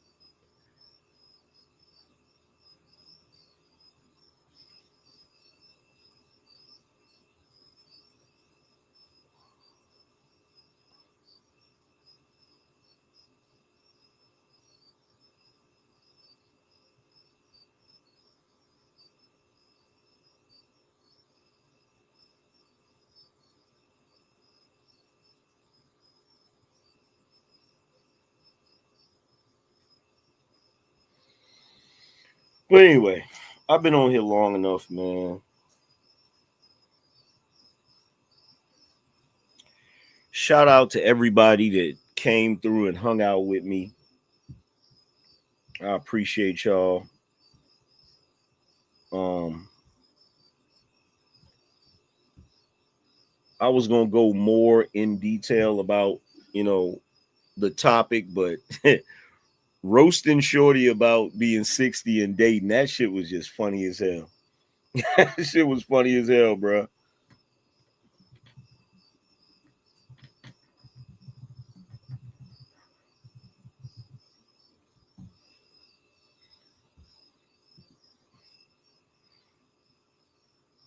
But yeah, man, like I said, shout out to everybody that came through.